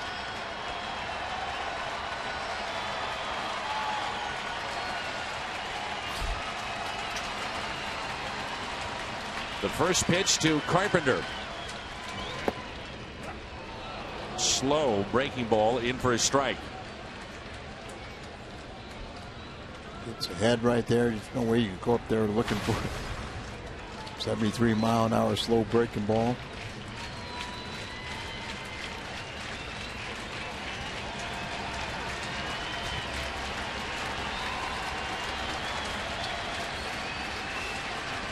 The 0-1 pitch.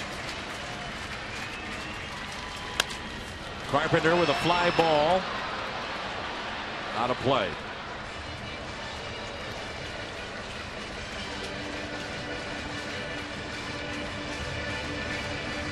In the hole, 0-2.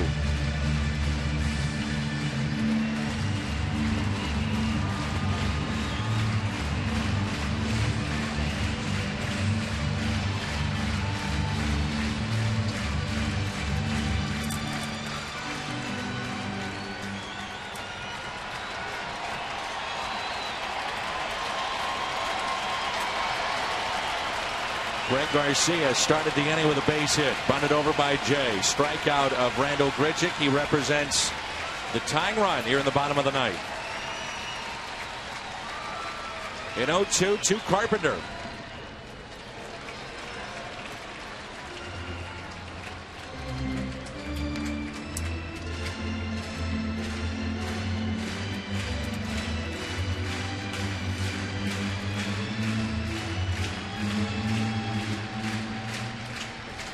Carpenter's 26 home runs are the most by a St. Louis left-handed batter since Jim Edmonds' 29 in 05.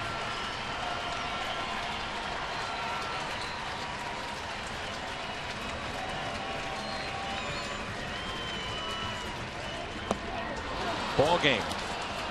Milwaukee comes from behind and they win this game 4-3 over St. Louis. They've split the first two.